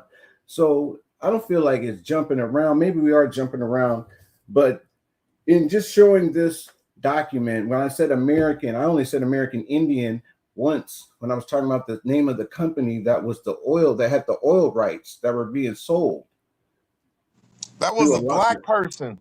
That wasn't nobody from no tribe sitting in no The TV. company, I'm not saying that they're not, brother. I'm just telling you what the name of the company that holds the rights is. It's called like American Indian Creek or American No, it's Creek. not, man. It's in the dude's trust. American Creek Oil Company, I believe is the All right, name man. My of fault. Bro, the show said it was inside of his trust. that's that particular I'm sorry for cutting you off, but y'all are mean kicking black out of it in true history and then throwing in somebody's history that don't align with these cities and trusts, sir. And then saying it's the Creek Trust, the Saginaw Trust. No, that was a black man's trust. Okay, that's fine. I never said it was anybody else's trust. I was just saying to you that in general, I said Standard Oil Company. I said BP Company. I said these companies. That's why I didn't say anything about the gentlemen's on the videos oil rights. I was that's being used as the example of visual media visual. So you can see, so they no more talk. Those are nappy-headed niggas you see in that screen. Call them what you want. Hey, man, it's so hard that all you Indians that are not a part of tribes, it's so hard for y'all to say that black people are the Indians. You got to go through an analogy from you've been talking it's not for 5 hard minutes, to say and that I black asked you a people are simple the question, Indians. bro. Brother, you be saying some shit, and that's not what we saying. I didn't say that. You just admitted that you're all over the place, man. Come on, brother. Okay, sure, dude. Whatever. If you want to do, what's the Don't point? get mad at me because y'all all over the place. What's the point you trying to make to pin us? I'm trying to make a point when you get done from being all over the place. Okay, fine, bro. Whatever, man. Y'all get mad at me because y'all don't have a point. I'm not mad. I'm just trying to flow, and you trying to disrupt. That's what you're trying to do. Flow all over the place. Can you please make your point? So where do you want to particularly point at right now? What do you want to say? I just want you to make a point and land your plane, brother. Okay, so I can get the mind. I don't want to cut you off. Asked the question. You just admitted that you're going everywhere, sir. Indian and saying, sir, I do it sometimes too. I go everywhere too. Can you just make your point? And I will not cut you off. I apologize for cutting you off. Just make your point, sir, please.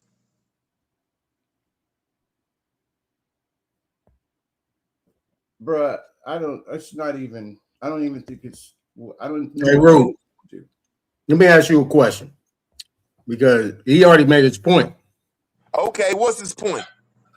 The point is that 2 Americas, my nigga. That's the point. 2 motherfucking Americas. Why did you say Indians then? Nigga, what you want to call it? Whatever the fuck you want to call a nigga that you see with nappy motherfucking melanated hair, that's what we talking about. Niggas that's from here. That's what we talking about. We ain't talking about no niggas. What the fuck? What you want me to say, bro? This shit is right in front of your fucking face. When he brought up this video, first off, he brought up this video. You being a fucking antagonistic motherfucker, and they're talking about trust law. Nigga. Fuck. Okay, bro, just tell me when you done. Like I said, I won't cut you off because you ain't talking about shit because you don't know shit, nigga. Just tell me when your motherfucking ass is done. Nigga. Go ahead. No, because I cut you off, so you should be able to talk. Done, nigga. You saw the shit. The shit was to say there's 2 fucking Americans. This is crazy, man. There's 2 fucking Americans. Indians is retarded, man.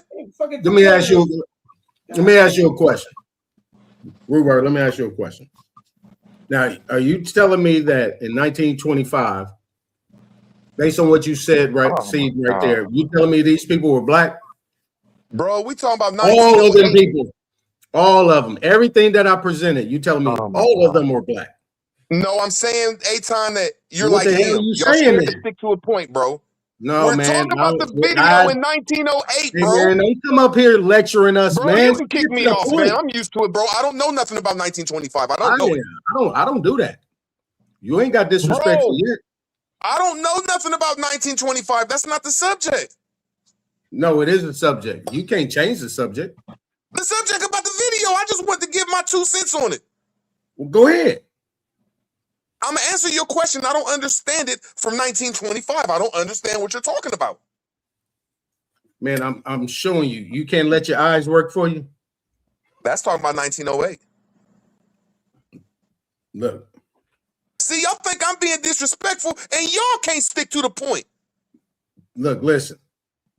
What I'm showing, let me help you out. What I'm 1908. showing, but no, I ain't showing a year. It showed the year. Look, I'm not talking about a specific year. I'm talking about people at a certain point in time that you would consider to be black, that actually was in control in what you would call these What places that certain were point in time are populated you by talking Indian about, people. Aton? That were populated by certain point in Indian time? people. Now you know for a fact that when they put black up on it, they're always going to do that. But what they said first was what? Indians. No, they And didn't say that. I say Indians and black is the same. Aton, what Pacific time are you talking about? Because You I'm say talking about Indians and 1908 blacks are the same? 1910. You say Indians and black are the same. That's all I was trying to get y'all to say, and y'all always separated. I'm That's not why gonna y'all say that. foul and don't have no information. I'm not going to say that. Was you up here when I read what color of law is? What color of Aton, authority? can I just get my spiel on what you're talking about? Because Were y'all just you gonna up argue, here bro. when I read that definition? You don't know what you're talking about. All right, You let me are pull it up for you. insane when it Let me comes to pull law, it bro. up. That's Let why me I'm up pull here it trying up to for teach you. you. Ain't no problem. While you talk, I'm gonna pull this up for you. Okay? Please pull it up in Latin. Please pull the shit up you pulled up in Latin. And just talk. I am talking. You just cut keep like I say. bullshitting. I don't, bro. You It's keep- some simple shit. Okay, Y'all man. love Stop going all over the bullshitting. place. Tell me when you done. Stop I don't got to bullshitting. tell me when you done. Shit. Nah, you bullshitting right now.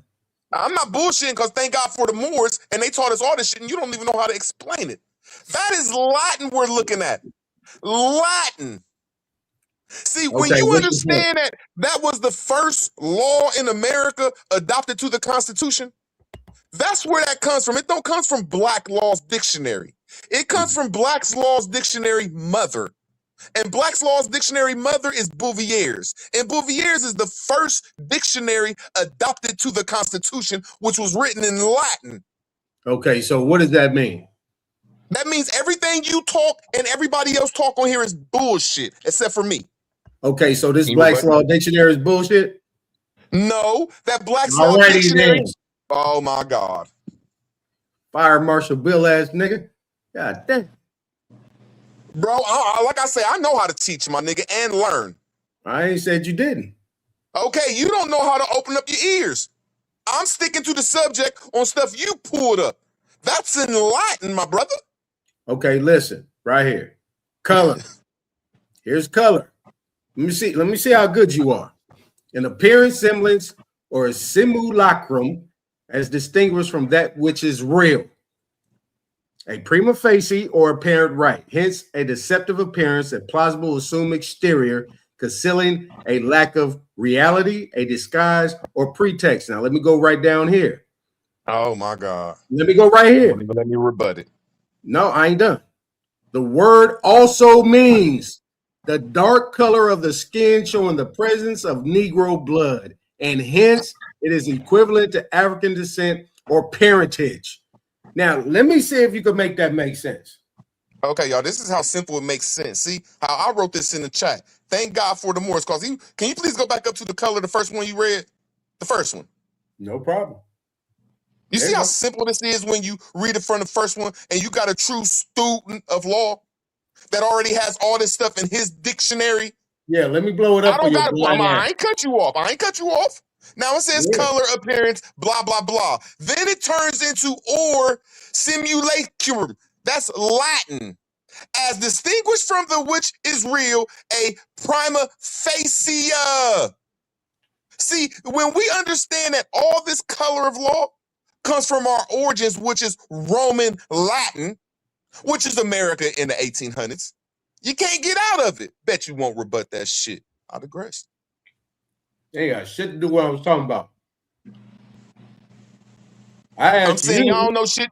My fault. I asked you to make sense of what you just read. And then why? Okay, can I make sense of it? I'm making sense that all now, we why gotta in this last now, why in this all last we paragraph? gotta do is start. There it is right there. It says dark color. See, we're not dark color. I'm a medium color. And then it says Negro blood. See, Negro comes from the word niggas. It don't come from Spain, dark. It come from niggas when we was kings. And only the Roman Latins was kings in the 1800s, where you find all these castles everywhere, where you find all these forts everywhere. But all you Why you weird ass making niggas all don't this even know how shit to. up? I'm gonna land my plane. Y'all ain't gonna rebut shit I say. In the I'm rebutting it 1800s, all. they took our prima facie and put us into the color of law with language. Rebut that. They took your Nadi, your stay out prima of it. I facie. don't want to argue, man. Nadi, you know I'm a beast at this. Just stay out of it for They once. took your prima facie and installed it in what? Okay, this is what I'm saying. Okay, let me ask you just a simple question, Nadi. When did No. the I want you to Romans, repeat what you just said. I'm repeating this, that there has never been a Latin or Roman colony. How did Latin and Rome get inside of our laws? We already know. You wasn't gonna stay on Inside of top of who? it this Get time. inside of who? You Get see how inside easy of that who was, I laws? digress. Come Get on, Nadi, inside stay out of this while I who box you in the laws? corner. Who laws? Who is your laws? What is your law? There's only one law of this land in the 17 and 1800s, and that was Latin. That means we the Romans, because our genealogy put us to these Roman cities.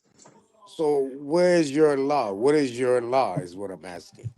My law resides right before what Aton is showing. My law is Latin law, and it shows right here that they colored it up. They showed right here that they took our prima facie from the beginning and put a different language on it. Now, can you rebut that, Nadi? He's showing it. Do you know what prima facie is, bro? Hell no, you don't. Okay, he asked me a question. Am I allowed to answer this? Am I allowed to answer Oh this? shit. Oh Okay, this is shit. why I'm gonna answer this, y'all. Oh shit. Everything that comes from the color of law, it comes. Let me see. He won't let me answer. See, that's just easy. Now, this is showing that I know way more about language and what prima facie and all these words mean. That's why they don't want to get on it, because that's our language in the 1800s. They can't rebut nothing I'm saying. Nothing.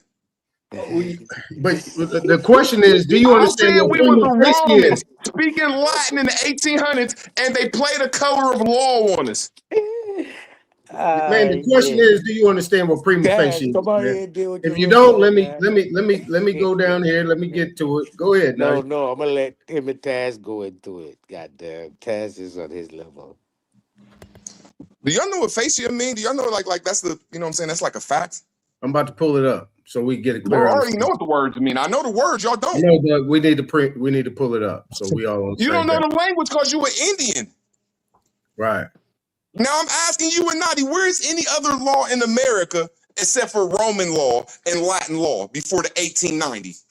Any other law? Why y'all so silent? Go ahead. Why y'all so silent? man, it's easy. I could even put up a 60Q trust, which is French. I could even prove myself wrong. That's how I know y'all don't even know shit. I can ask y'all a question I could prove wrong, y'all can't even answer. Right. I told you, that's why I call y'all idiots, bro. It ain't that, bro, y'all need to learn this shit. And I can't believe Nadi up here arguing with me when he learned it on my channel. Ain't saying I taught him, but we built this shit together. They don't have that. My fault. I got the evidence. I still got it. He don't. Damn it, Right. y'all can't even rebut nothing I'm saying. Okay, Nothing. let me ask you a question, man. Bro, Give me an example of how they took our prima facie. Give me an example of that.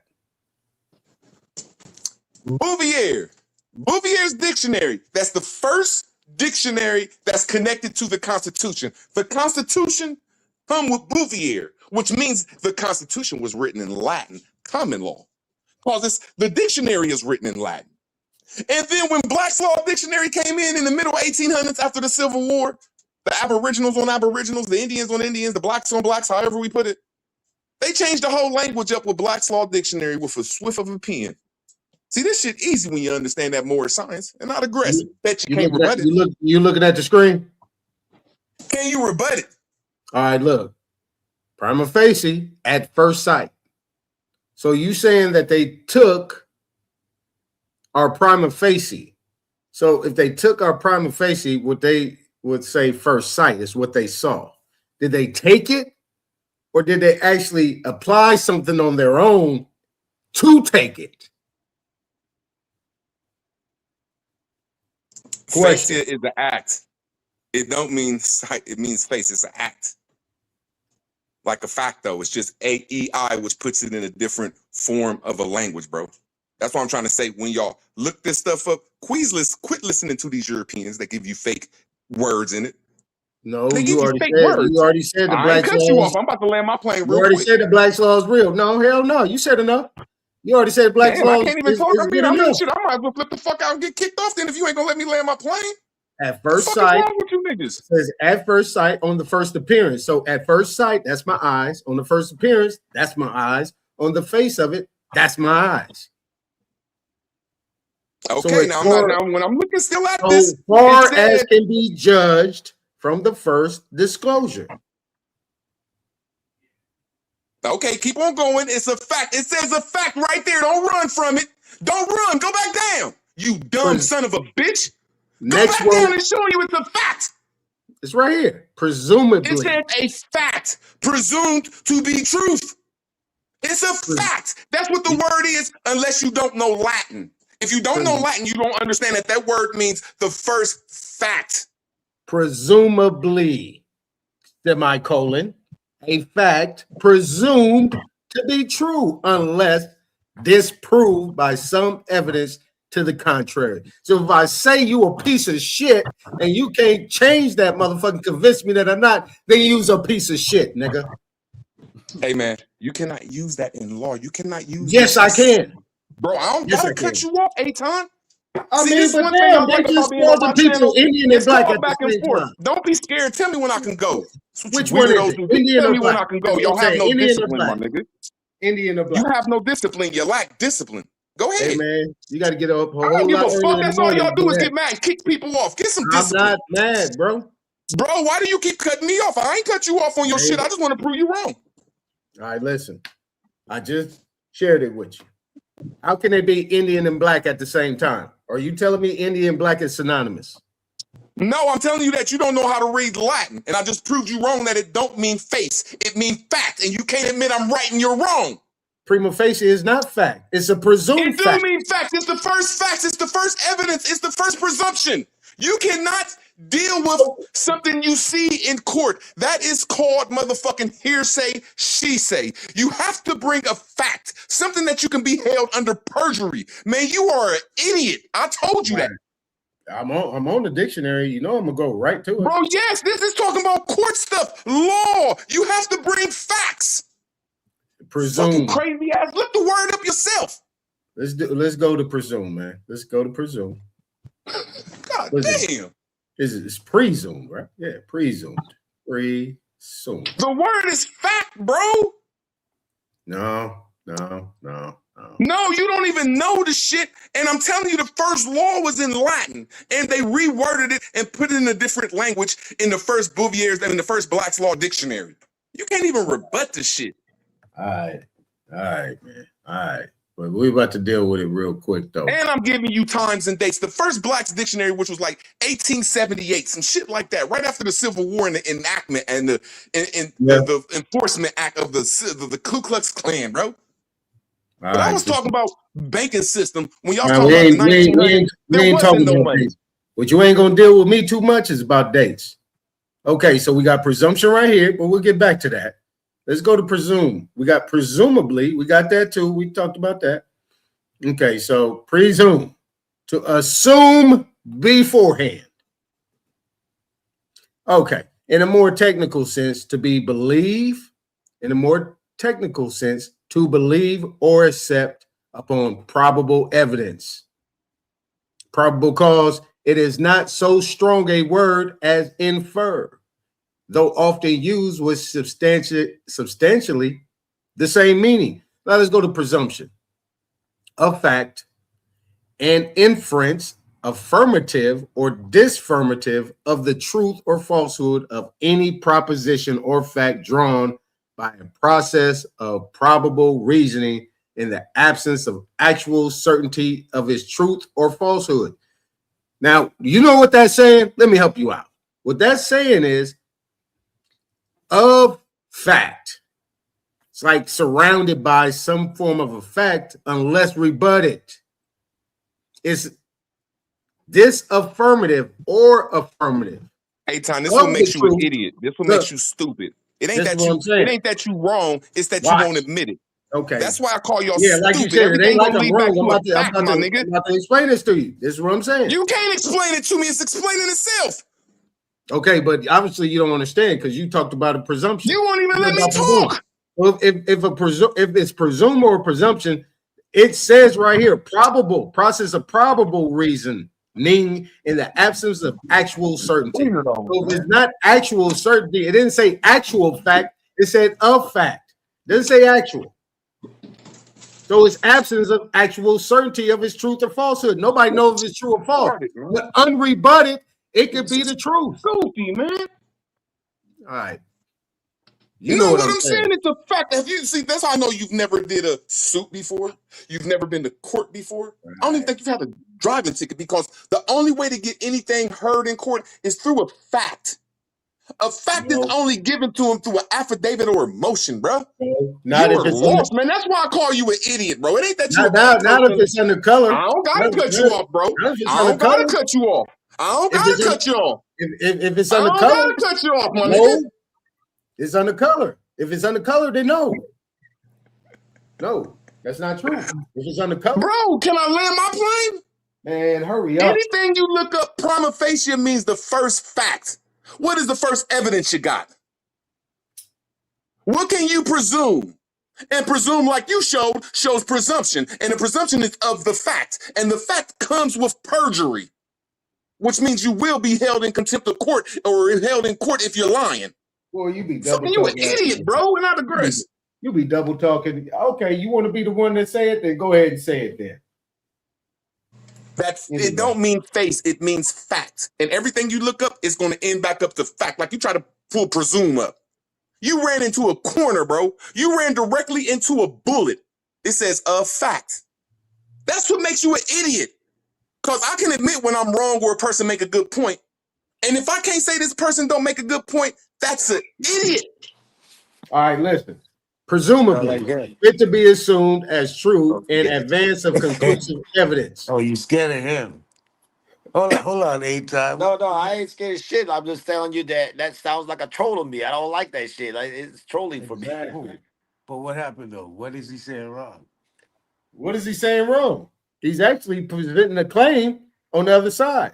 He's not all the way wrong. He's arguing about the fact that they took the prima facie when you're reading it out in their language.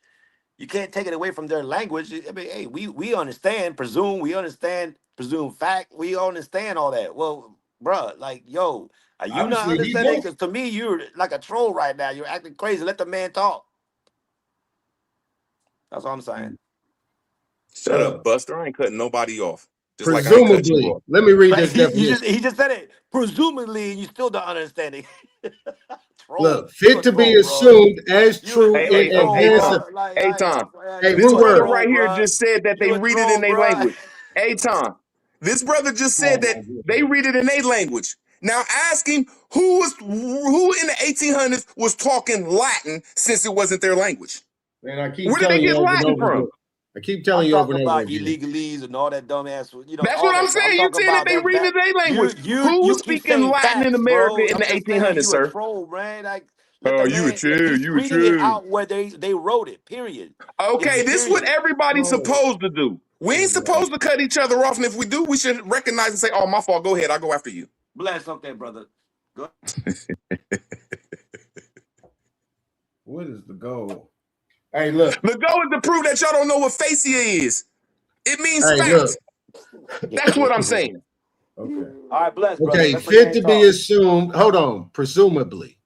I got to get this one out, and then we can get back to it. Presumably. Bro, that's not what I'm fit to be assumed as true in advance of conclusive evidence. What does that mean to you, root word? Go from here. You said. What does that mean to you, root word? Hey, I think the other brother over there talking under it, he might want to say something, man. Because I'm a troll, but I ain't cutting people off like that, man. I do want to have a good conversation. Okay, so look, root word, fit to be assumed as true in advance of conclusive evidence. Credibly deduce, fair to suppose. But let's just deal with that first one. In advance of conclusive evidence. Fit to be assumed as true in advance of conclusive evidence. What does that mean to you? That's a fact, bro. That's aphasia. That means that you have to, let me land my plane. That means that you are willing to write something on a piece of paper, put the right stuff on there, like the judge's room, the judge's place, put the person that you're about to take to court, and right at the bottom, I will be held under perjury for this, and I am under my right mind. And then you put fact one, which are your case is. It's a affidavit or it's a motion. Now, I bet you can't rebut it. That was a decent answer. I'm gonna actually say that was a decent answer. Can you rebut it or not? I'm not trying to rebut it right now. I'm asking. I'm trying to get your motherfucking mental, I'm teaching you. cognitive, goddamn fortitude around this shit. Go ahead. Everything he was saying earlier was dead ass wrong. So can you play a video that I sent to you? Oh my God, a video, man. What the fuck is wrong with you niggas, man? Yeah.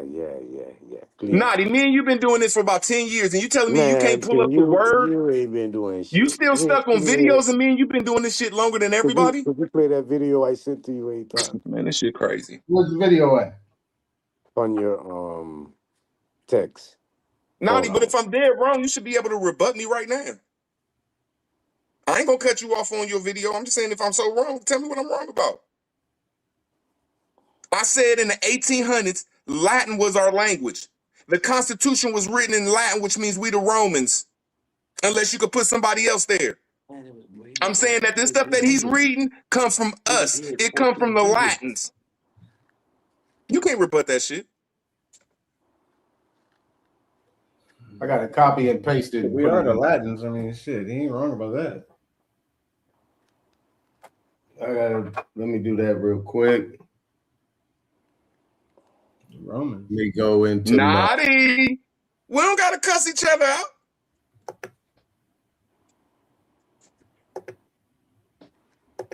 I request the video. Yeah, all smarts walking around.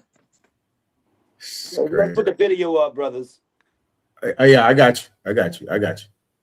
Let me get some of these tabs up out of here. We go from law books to a video, bro. That's the most sickest shit I ever like, bro. We're in law books. Law. You ain't gonna get that from no video, bro. Okay. Video is just a medium, bro, of expressing shit. Damn. I know we gotta wait on this bullshit, and he never shows shit. I got you right here. I'm swearing on him before he even gets started. Like this, I bet you it's something better not be bullshit. Damn. That fuck ain't no good troll. No, this face is a funny ass troll, man. Bro, I ain't trolling. Y'all can't rebut shit I'm saying. And I ain't cutting y'all off calling y'all names. So what if we don't rebut it? I'm gonna call you fed there next. I don't mind And crying. we wasn't even talking about this. This dude was talking about a person in 1908. Here we go. And the only Just be people that quiet. can Just be explain that is quiet, the bro. Moors, because they Just show be us that quiet. the 1809 Access Tax Act and shit. Mute your mic one time and just listen. All right, let's roll with this. Gonna listen to a judge. Let's roll with this. Okay. Video. Day here. Already, Judge Torsho Feaster, Assistant Public Defender, on behalf of Mr. Day. He's there. Can you turn on your camera, sir? I don't have any contract with a public defender's office. You what? I don't have any contract with the public defender's office representing me. You don't have a contract with them? Correct. Yes, Judge. I reached out to Mr. Day to try to help pre-try this this case. This going to be a Bellinger's thing? I think so, Judge. Okay, go for it. My understanding is that he See, had people don't understand he ain't even gonna fire his have, I lawyer. There's believe, on only his one way to file. get a lawyer off your shit. And I wish him good luck if that's the case, but I don't see another attorney here, so I don't know what's going on, Your Honor. That's probation. No, Mr. Day? I'm defending myself. I told him that I would notify the court that I relieved him of any implied obligations to this case. So you're going to represent yourself? I'm defending myself, correct. Okay, then you need to be here. Now. Well, as I told See, you can only be in court to have an oral contract. He don't even know that. I requested a Zoom hearing because I have COVID. So there's no way I can. In a vehicle with a hat on, no mask. Oh. I am inside my vehicle right now. What'd you say? I said yes, because I'm inside my vehicle right now. I work outside. I'm away from the general public. Did you go to the hospital regarding the COVID diagnosis? Excuse me? Have you been to the doctor regarding the COVID diagnosis? It's against my religion. Okay, so here's what you're going to do. Y'all see this then shit? I'm going to say, okay, you've got COVID. I want you here. When's our last block? 3 o'clock today. Wear a mask if you're going to represent yourself. I can't make that. Is there a later date? Oh, yeah, you can. See, 3 he ain't do what o'clock. I did. 3:30. You gotta write a motion and ask I'll be for that. here at 3 o'clock. That's what I did. I wrote a motion Well, I'll asking be for there at more 3:30, time. and if there's any issue, then okay. And at 3 o'clock, I may issue a bench warrant. Be here at 3 o'clock. I'll Since pass you this pro matter. se, my Thank nigga. you. There's no Since bench you warrant to for be self, issued my nigga, because you the gotta court didn't write have that motion. You just I'll can't- determine that at 3 o'clock. the court See didn't you at 3 have. o'clock. Thank you. This court does not have jurisdiction. You're welcome, Mr. Yes, Priest. they Cut his do. line. Why don't we do this? Give me about Come on, 3 now. minutes. Let's go. I'm gonna be I'm going to quiet. take a recess, then I'm going to come back because everything's going downhill, and it's those two guys' fault. What's your name? Tariq Samar Tariq, the executive of the Tariq Samar Tariq Living Trust. Glad owner Tariq Wilson Estate. Oh man, he went at this all wrong, dumb fuck. Sir, you indicated that you wish to represent yourself on this matter?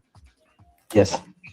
All right. You understand at your arraignment you were given the charges that were have been filed against you? I was given a charge. So if there were any additional, I was not given those charges. The only charge I got was a fleeing in a Louis. I respect it though. He set it up for himself, though. I gotta Third respect degree, that shit. correct. And if anything else was tallied Hey, onto Lawnmower. that, and I was not told.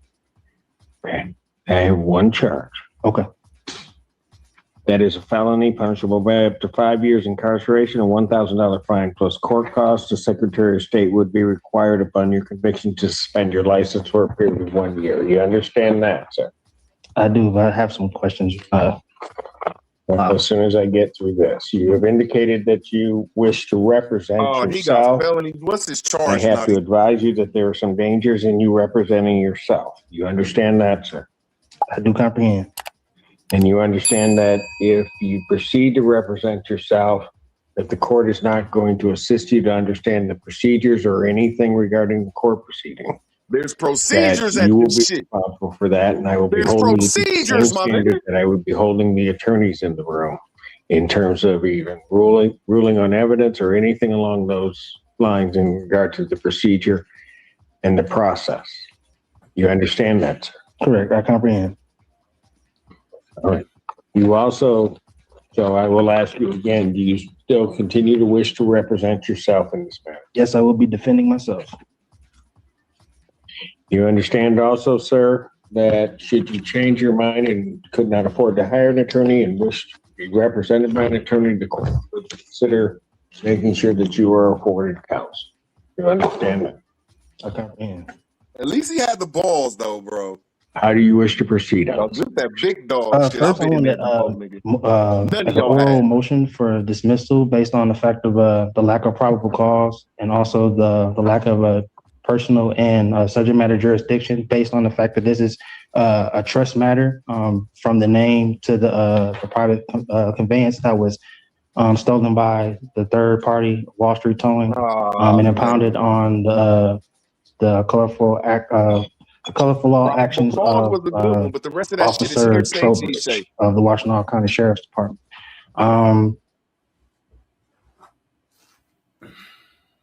Wait a minute. Is this guy sipping on some tea or something? What the Because your boy done fucked up already. He fucked up so many times, Why not is even Nadi know it. going here on the shit? But one thing I can So say, I'm the I only one in this think we've heard community. enough. I'm the only one in this Nah, you community ain't heard that enough. has You ain't heard showed enough. facts of me going to court fighting. You or Aton has never showed facts of doing this. Hey, so let me. Hey man, we ain't hold on. I'm asking Nadi Damn, and I'm hold asking on, Aton a man. simple question. Is there any evidence or facts that y'all did this? Because I did my shit on YouTube. Yeah, so y'all should sit your motherfucking wannabe asses down, my nigga. Wannabe ass motherfucking soldiers out here, my nigga. Believe me, my Go sit brother's your talking ass about down the and get in the right thing. popcorn room. I'm fucking with you. I'm trolling. I'm trolling though. My fault, y'all. I'm having fun. My fault. No, that was funny, bro. Put that shit on YouTube. Let him see it too. He put this shit on YouTube. Hey, put that in the back. Hey, put that in the back, Blue Word. I want to view that shit. Put that in the back. God, word, man. Let the world know. Nigga, Y'all Nadi go was ahead and over do there. that. Nadi see me do that shit. I wrote a motherfucking I ain't motion see you on do a a piece of goddamn motherfucking thing. cardboard paper, bro. Look, I I ain't walked in. seen shit. Hey, bro. I wrote a motherfucking motion on a But I believe cardboard you. piece of I paper, bro. believe you. Because you crazy little motherfucker. No, I'm not. I'm trying to get you. You can write it on a piece of toilet paper as long as you got I all want those you six. to, As long as you got I the want you six to see motherfucking yourself. qualifications. Root word. I'm not being rude, Nadi. I'm just I'm saying you trying to ain't show did it, you a Nadi. video of yourself right now. If you sit back and be chill, you'll find out all about you right now. Just sit back. Nadi, you always talk shit about the Moors, but all you do is fuck with us. Nadi, can you, bro? This is crazy, man. You gotta Oh listen. shit! It's funny. Hold on. So okay, root word.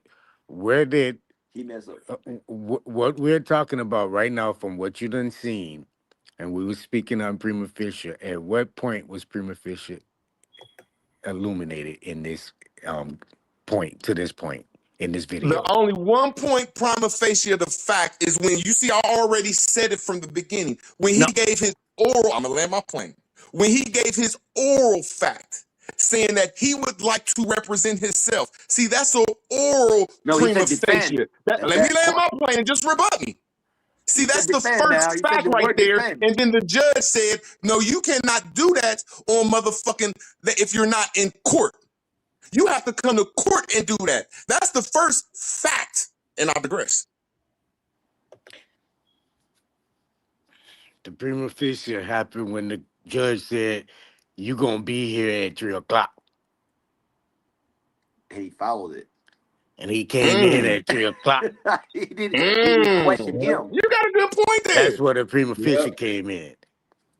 Now, Okay. you're the Nadi, judge can is I just you. rebut you real quick? You see how easy? I ain't saying you right. I promise to God I ain't saying you right, but I promise to God I'm saying you make a real good point. But I said the same thing you said, except for the fact is he made him show up to court. And the fact is, dude said, I'm sure he said the fact is, dude said I'm representing myself. And he said you have to show up to court for that. So I mean, you made a good point. I digress. So when he showed up in the courtroom, what was the first mistake he had when he showed up in that courtroom? Not knowing who told him to show up in that courtroom. Hold up. As he in that courtroom right now, as you see him, what you see the first mistake is? Okay, the first mistake is I think we both are wrong. The first prima facie is that wherever his felony is, that's the first fact that was presented. What? Now hold on now. Now see, I can admit when another person make a good point, but I can admit when we both are wrong. The first fact is what got him in that court case. No, it's a claim. Claim is not a fact, bro.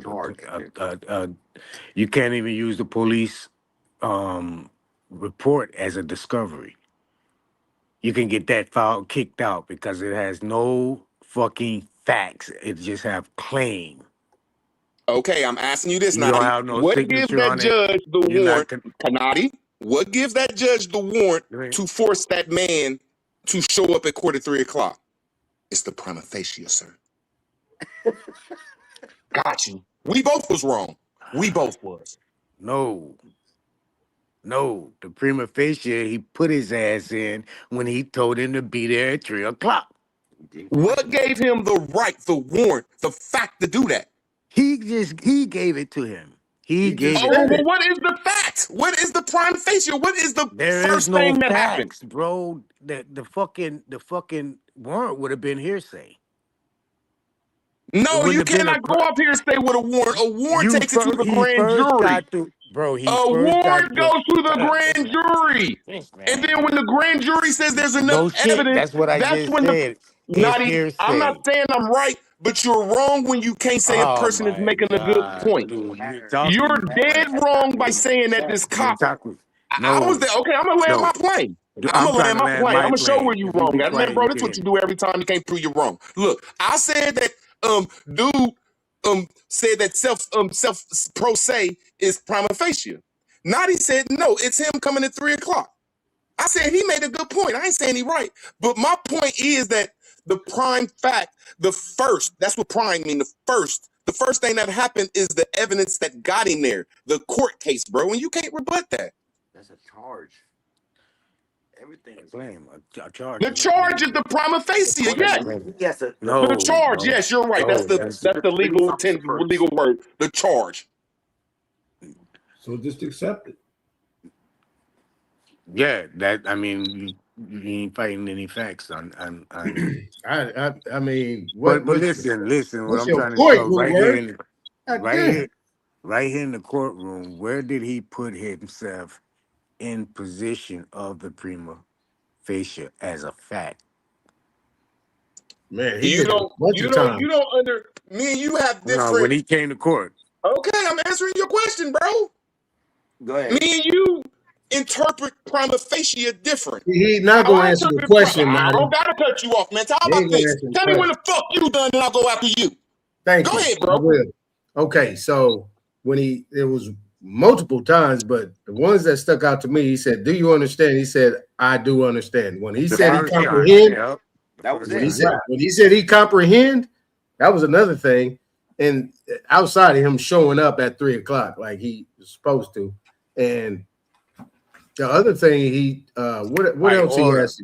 By order. Yeah, by order. Yeah. Yeah. Who the fuck is you to order me? Let's run it back. Let's run it back so I can hear it. Compelled him I to mean, show why up. are we watching this shit, man? This shit took us to left field, man. What this guy's really asking. Look at the guys. Look at the judge's face expression, man. Just in what I did right there. And then look at him. Look at him. As soon as the man crossed the bar, look at him. Look at him. Yeah, I know. He got him. He got him. He got it. Go ahead. As soon as he crossed the bar without what? Aton, hold on, Aton. When the dude was on the phone, when he first came on the video, and he said he relieved the dude of the obligations, he ain't got no contract, the judge was stuck. Right but the boy just kept running his mouth.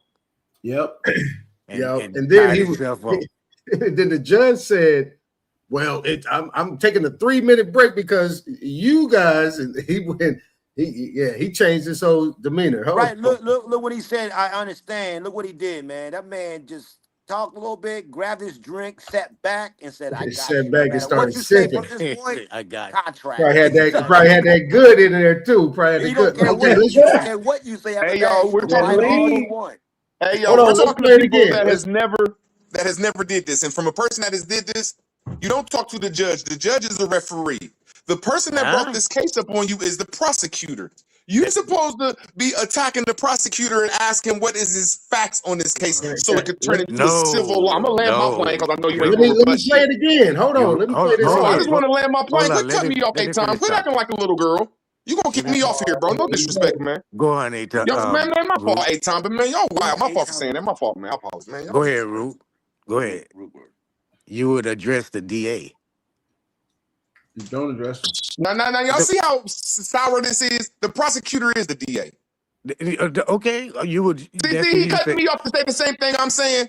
Just No, like I when I didn't first cut said, and you I didn't off. even I'm want to, I asking don't you a gotta cut you off, bro. question. You said go ahead. I don't gotta cut you off. Just like when I said that the first time he had to go to court is that the first time prima facie was at 3 o'clock when he said that I'm on pro se, and he just changed it up and said, no, it's at 3 o'clock. Like, come on, man, you learned it from my channel. But anyway, all I'm saying is you don't go after the judge. The judge is the mediator to make sure that law stands. You go after the prosecutor, and as soon as you write the prosecutor, it turns into civil law and not the grass. So you talking to the prosecutor? You just committed joinder with the state. Homeboy. When you have a lawyer, my You fault, I under thought you the was done. When you have a jurisdiction? lawyer, Yeah, you under the jurisdiction.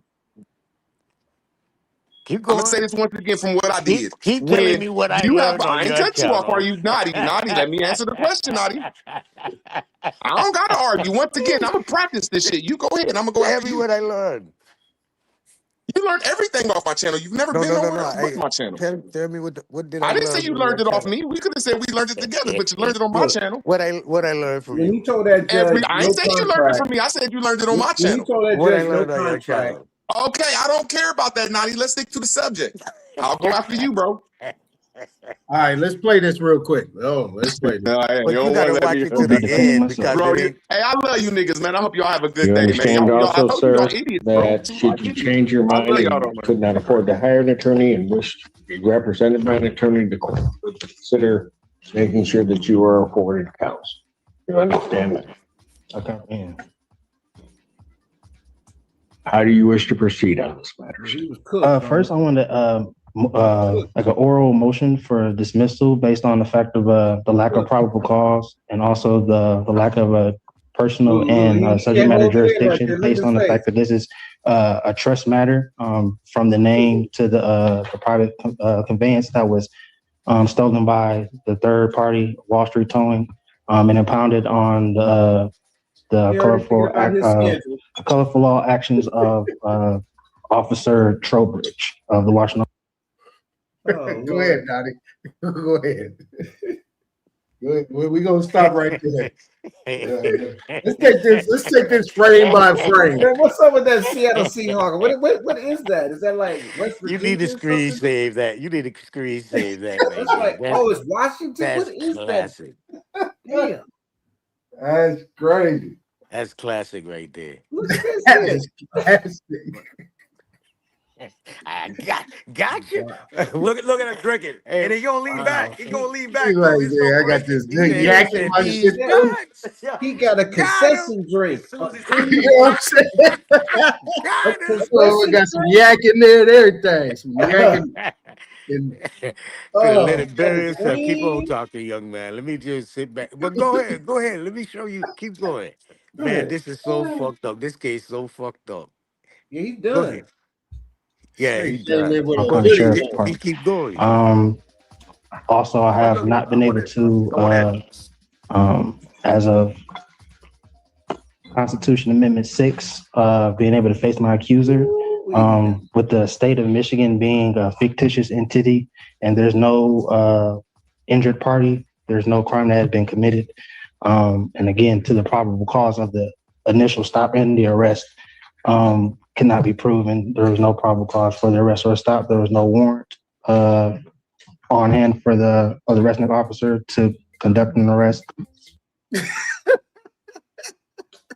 this thing about to go to sleep. You about to take a nap and say, wake me when you're done. All this frivolous argument you coming with. But go ahead, play the tape. look at And the judge though. even more so, again, as I stated, this is trust property, so this court doesn't have jurisdiction to adjudicate over the foreign trust.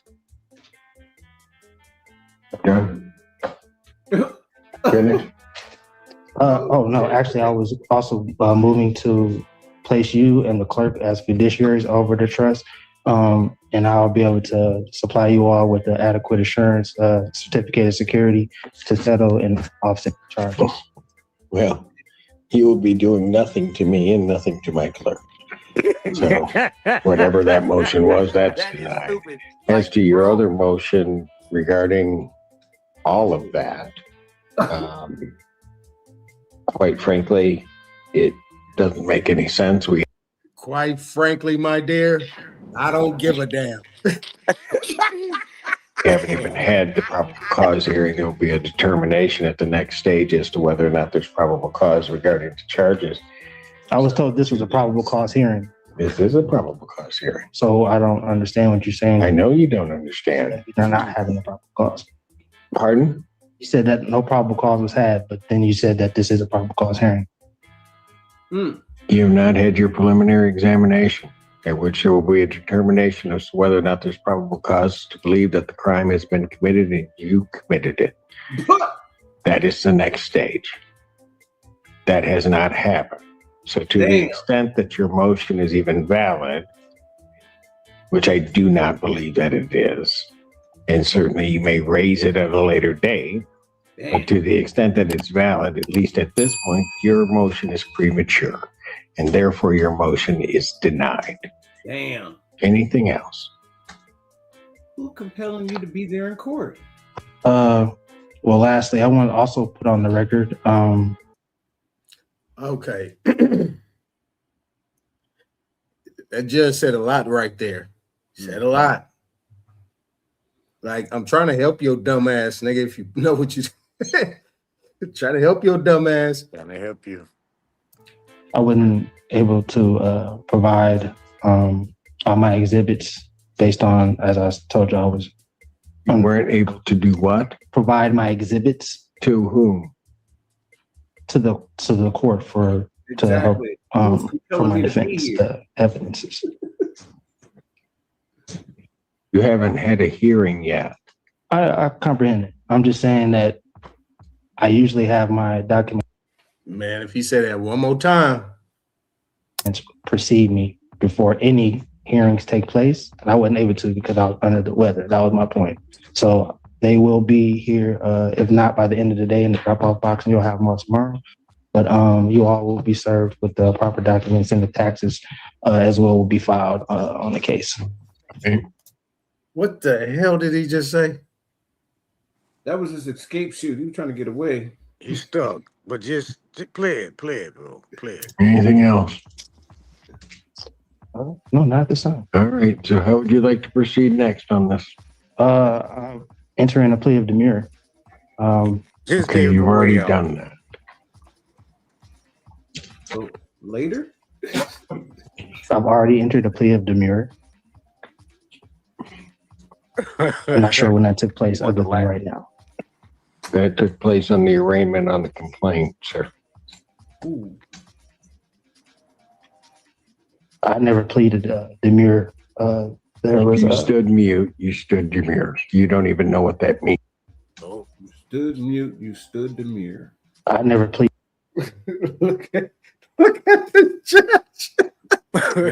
You see his left eye is closed, but he got, you know, when you got your hand over your mouth like that, you're like, He's done.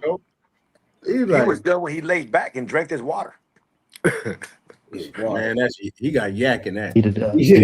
He was done when You stood mute. You stood demure. You don't even know what that means. You're just using words and have no concept as to what they mean. Demure and mute are two separate things, but that's neither here nor there. No, they're not. You have no legal degree. They are not. They are not. They are not. I'm not here. They are virtually the same thing. So where do you wish to proceed now? As I stated, my motion. Do you wish this set for preliminary examination? Your motions have been denied. I wish for the prosecution to provide the evidence that any of this needs. You don't have discovery on this case. Is that what you're asking? I'm not asking for discovery whatsoever. You dumb So bastard. what are you asking for? Stop. Here we go again. He's leading him. He's giving him the next proper procedure of court.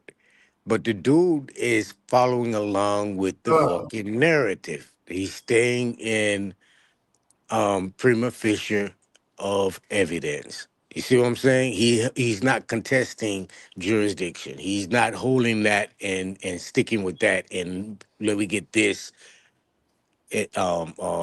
resolved first before we move forward and anything else. And we're gonna keep going. You know how many jurisdictions I can fucking contest? You know how many times I can bring this motion in here and just run this trial, this contestant for 2 years. I could run this shit for 2-3 years straight. Contesting jurisdiction, different jurisdictions.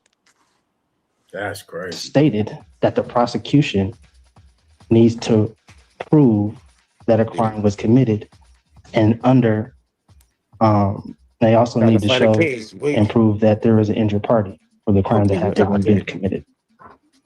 As I've indicated, you will have that hearing. Do you wish to have discovery?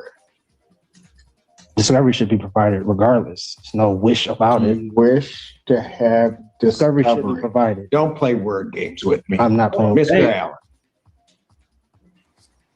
Discovery. Not play word games with me. You're playing with the wrong judge. So now he's standing behind him. Uh-oh. Uh-oh. Yeah. See, he started cutting him off and arguing. You can smile and smirk all you want.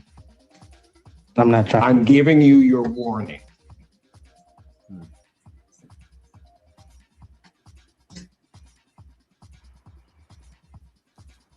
I will ask you again. Do you wish to have discovery provided to you? Yes. Again, Bring yourself available in the motherfucking fact. You want to know that the PD was representing this individual. I don't have copies right now. I got you. Okay. Mansour, are there copies of the police report as well as other discovery that's in the hands of the public defender's office? Good devil right there. Now, you see that? He's trying to use, he's not using the police report as a discovery, but he's implementing it. But he said in the discovery that's in the state attorney's hands. So the discovery is actually what's in fact, like gloves, goddamn your fingerprints on something, you know what I'm saying? But the police report is just a claim leading up to the facts, what's supposed to be at hand of the case, that'll give them personal jurisdiction. You check? Yeah. I do see traffic stops and discovery videos onto our program. All right. All right. Those need to be gotten to the defendant. Yes, sir. How soon can those be gotten to the defendant? I can get those in hopefully by tomorrow around. You have an address for him to send those to him? Yes, I do. I can confirm it with him too. All right. What do you have as the address? Do you have an address on, is it Sheriff? I do, Your Honor. Okay. Okay, gotcha. Another All right. jurisdiction. You'll make sure that that is sent to him. What, territorial? Fuck You yeah. also They have got an address email for him. address so that Yes. all things can be emailed to him also. I do, Your Honor. All right. Email, huh? Very good. And the email Sir, is a did you virtual wish to address. then have another Still in PCC, or jurisdiction. did you wish to proceed immediately to preliminary examination? I would like to first have a jurisdiction hearing.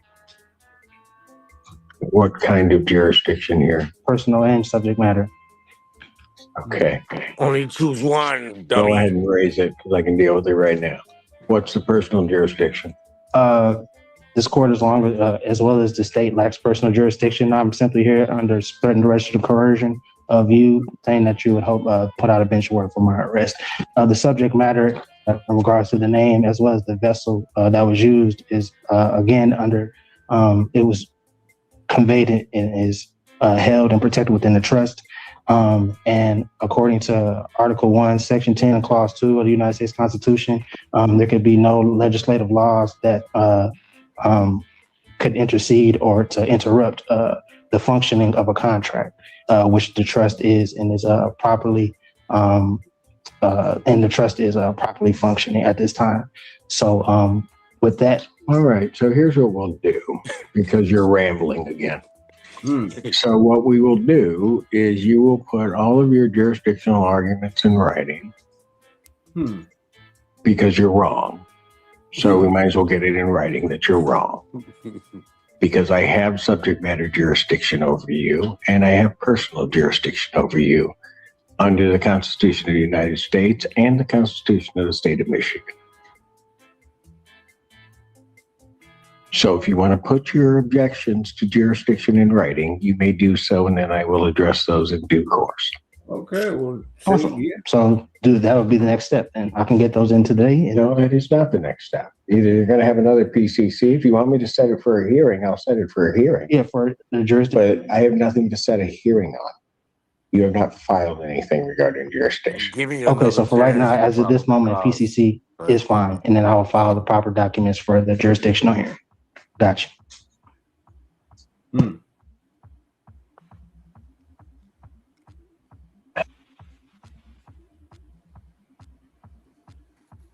So I'll adjourn the probable cause conference in this case, April 25th, 2024 at 3 p.m. Is it possible to get another week for person to provide to accumulate my documents for my defense? Is there what? Is it possible to have that extended out another week so that I can provide my? I'm going to set it 25th. I mean, I was on the call. I've heard you give multiple councils extended times. So what is the bias? I have no bias against you, sir.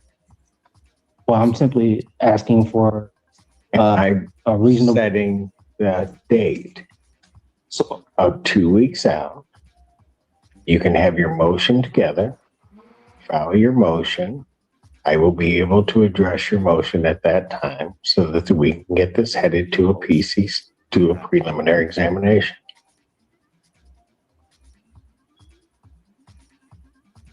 Just for the record, I'll put it on the record that I object. But under threat, direction, or coercion, again. Your objection is noted. Right. He said right. He said right. Well, what ended up happening? That's enough of that. The judge ended up doing a psychiatric evaluation on the young man. Because he wouldn't shut up. Damn, dude. That's what we're saying, bro. So they remanded him. They kept him in the court. Well, they were finna keep his ass because he refused. They kept saying right there where he cut it off. That's what he was finna hear it.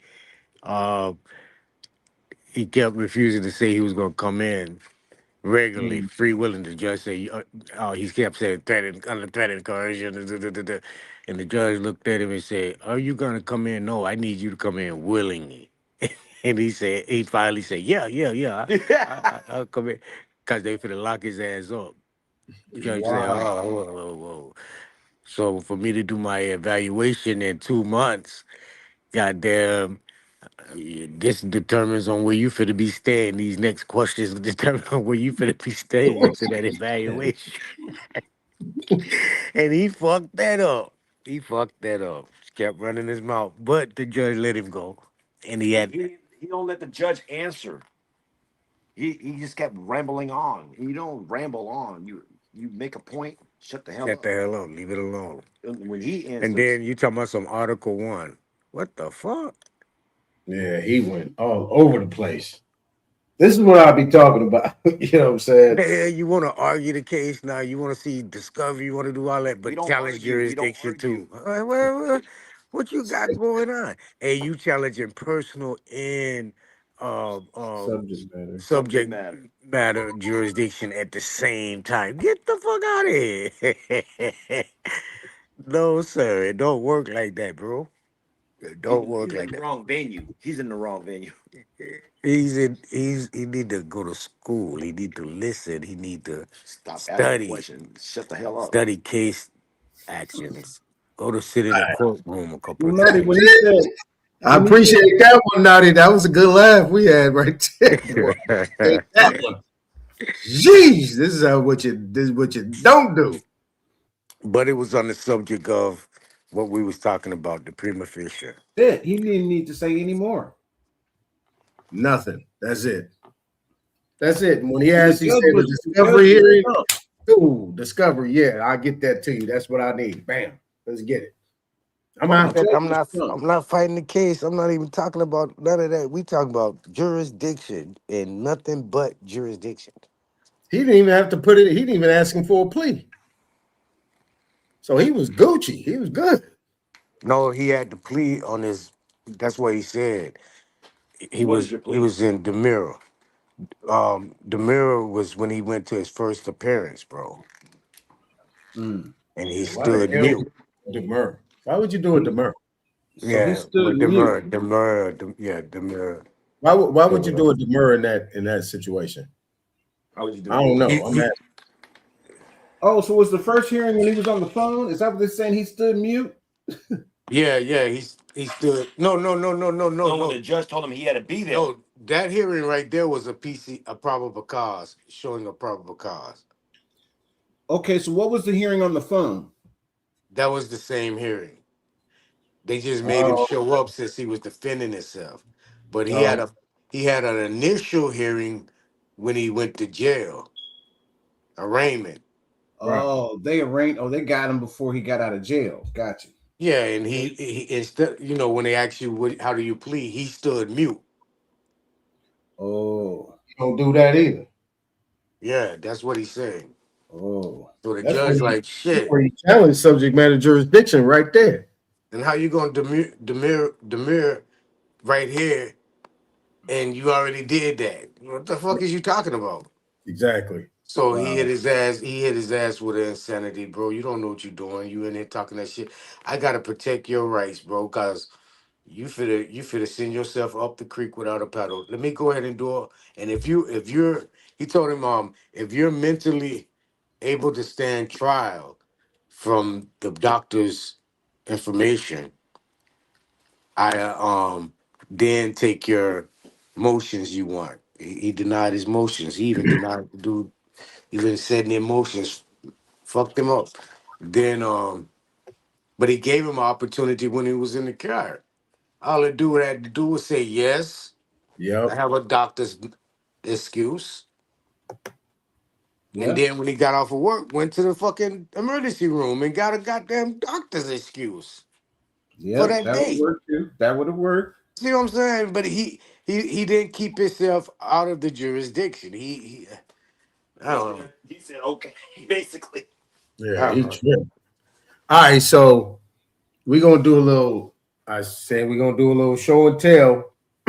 So what I'm gonna start doing, I'm gonna give some information that people can use in their natural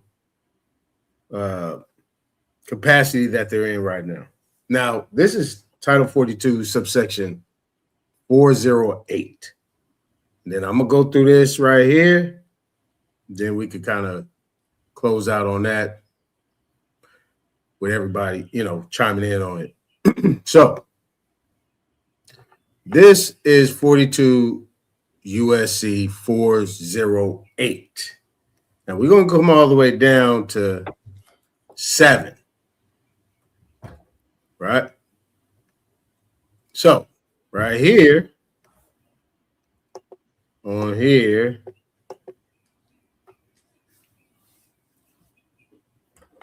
it says, well, let me go back up to top because it says whoever. So A is in general, whoever. So we come down to 7.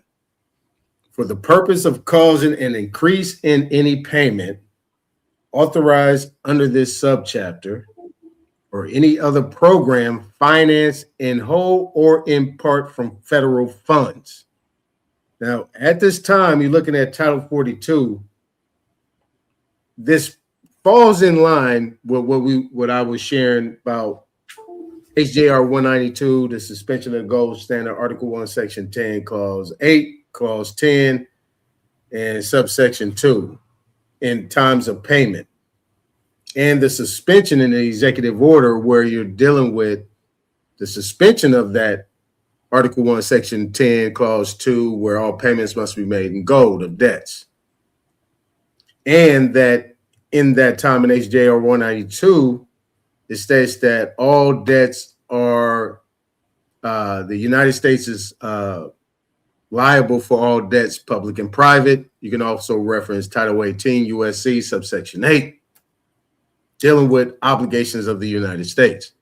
You can also reference 31 USC, Section 5118, subset A2, or you could deal with, because that deals with the gold clause, and then on down to D something. So, or any other program financed in whole or in part from the federal funds, So as we were talking about yesterday, for the people that's listening, is that when you're dealing with getting any type of consumer credit or whatever you might want to call it, retail installment contract, consumer credit contract that you're dealing with, they need your information in order to go to the Fed window in order to get funds from the Treasury.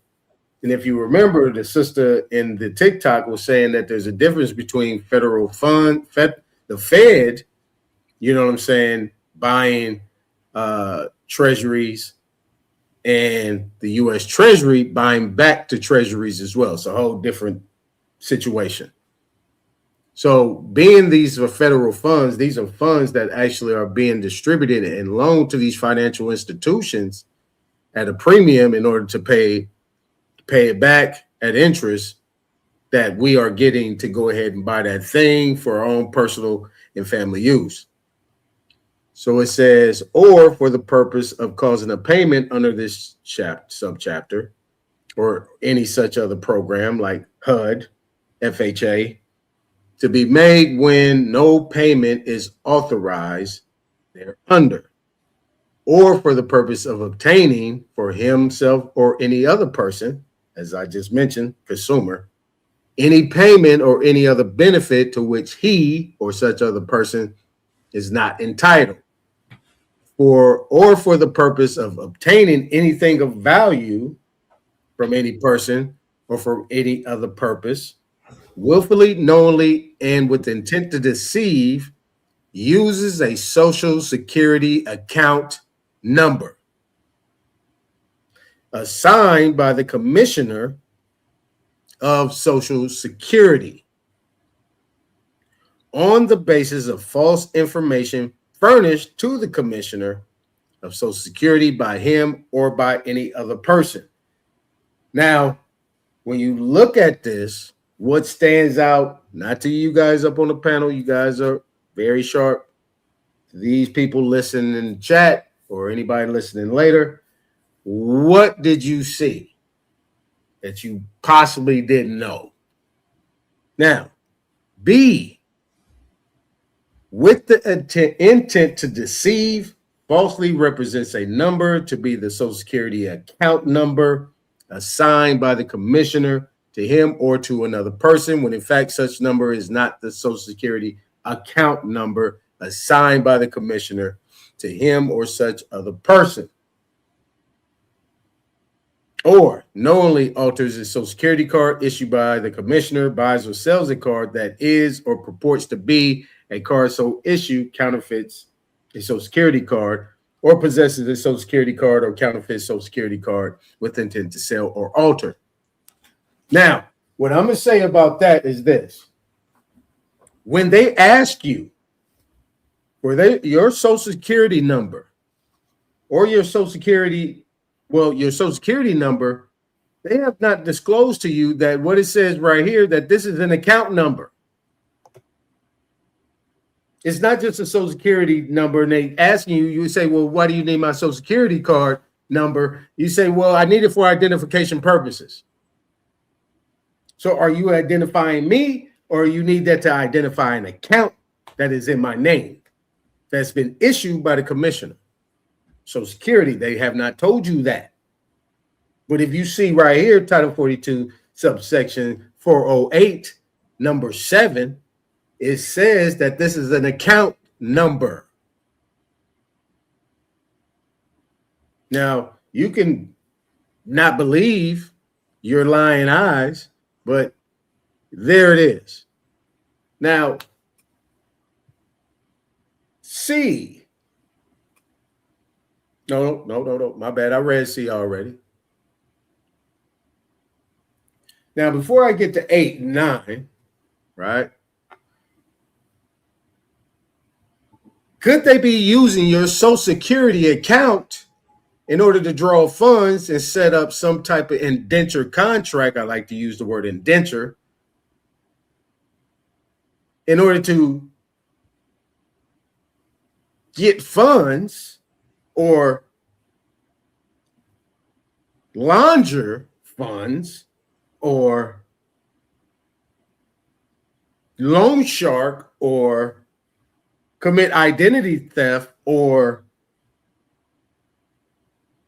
put you in some type of servitude position on your account. Maybe, I don't know. So number 8 says discloses, uses, or compels the disclosure of the Social Security number. All right. So they abbreviated it, but you know that it's an account number. But this is just getting access to the number. Discloses, uses, or compels the disclosure of the Social Security number of any person in violation of the laws of the United States. Now, here's what you need to know, right? So we talk about this all the time. Participating in fraud. Right, Nadi? Right, J-Dub? Right? Taz? We say that a lot. Participating in fraud. But you got to out. Title 42, subsection 1994, right? Peonage abolished.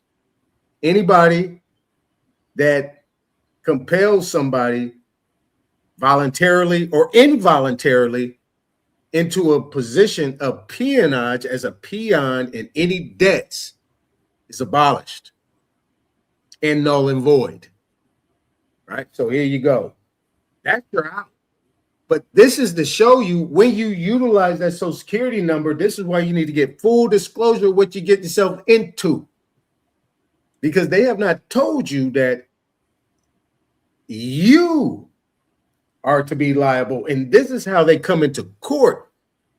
Because they already know that you already gave them that Social Security number. They got access to this Social Security number, and you never raised this claim. Then you are participating in the fraud. And even then, if it's under color of law or any colorable statutes, authority, or title, or office, you are presumed on prima facie evidence, you are presumed to be participating in this fraud right here. So you have no remedy. They can actually say, well, you knew all about it. This is where, like, old boy was in there just throwing up on himself. You know what I'm saying? This shit was that shit was comical, and then it was kind of like crazy. So discloses, uses, or compels the disclosure. So if they compel you to disclose, you say, well, you know, I don't feel comfortable giving you that Social Security number. It's kind of private, you know, identity theft and all that. So you telling me, well, if I say, well, I asked the question, well, what if I don't give you that Social Security number? Well, you can't get the house. You can't get this loan to get the house. You can't get this loan to get the credit card. You can't get this loan to get the car. You can't get this to get that. You can't get your lights turned on if you don't give us that Social Security number. Here you go. But what about tax ID numbers or EIE? Let me finish. Let me finish. Then we could get at it, right? So that is considered to be compelling. That's threat, duress, coercion. Coercion for the most part. All right. So number 9. Or conspires to commit any offense described in any of paragraphs 1 through 4. Aton. Hold on. Let me finish.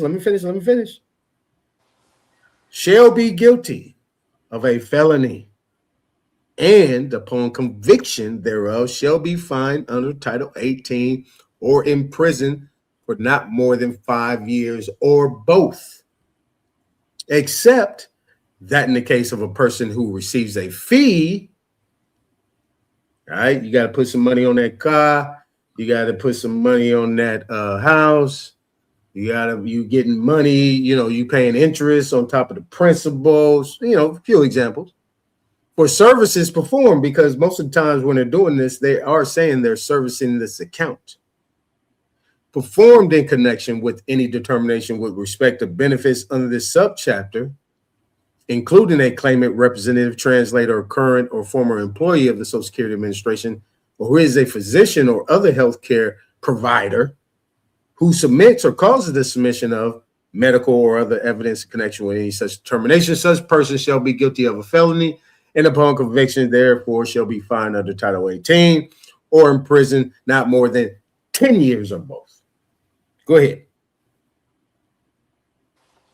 This would be great if it's under a federal contracting or a what would I say? You're identified or placed in a situation dealing with a federal employee, i.e., police, judge, sheriff, these things. That's what that goes for. But when you go to South Bell, when you go to TC, what's Texas Light Company, Texas Lights or Florida Lights, those are private companies that don't go for private companies. Chevrolet, Ford, that don't agencies. You're speaking on agencies. Wait. Can I interrupt? Because Go ahead. if you're any kind of a corporation incorporated in America, that's goddamn under the United States government. You're a public agency. I'm not going to say agency, but you're a public corporation. So even if you're private, you still are under the jurisdiction of the United States. So the United States is your parent company. So you still fall under those federal whatever guidelines are for using that against that kind of an agent or officer. It would be the chief executive officer of that corporation or chief financial officer of that corporation, someone that could be bonded of like up to $5 million, something like that. But you still are under the same jurisdiction. I don't want to say jurisdiction. You're still under the same authority of as if you were hood. Right. But that's the thing. And that's why I came back to 7. It says, or any other program financed in whole or in part from federal funds. So these banks, these financial institutions, whether they are national associations, credit unions, or thrift banks, they go to that Fed window. Yep. And they're using the Social Security account number. So that is under the United States federal government jurisdiction. I don't care once they ask for that number. Let me get to you. So when these certain branches that the young man is speaking on are registered and identified under the United States, they're under a regulation. So their policies have to adapt or be in compliance to a certain extent of the regulation that's put out under that UCC coding for that specific business entity. Not the structure of the federal guidelines. It's a whole different concept when you're dealing in a private venue. This is why the United States go and order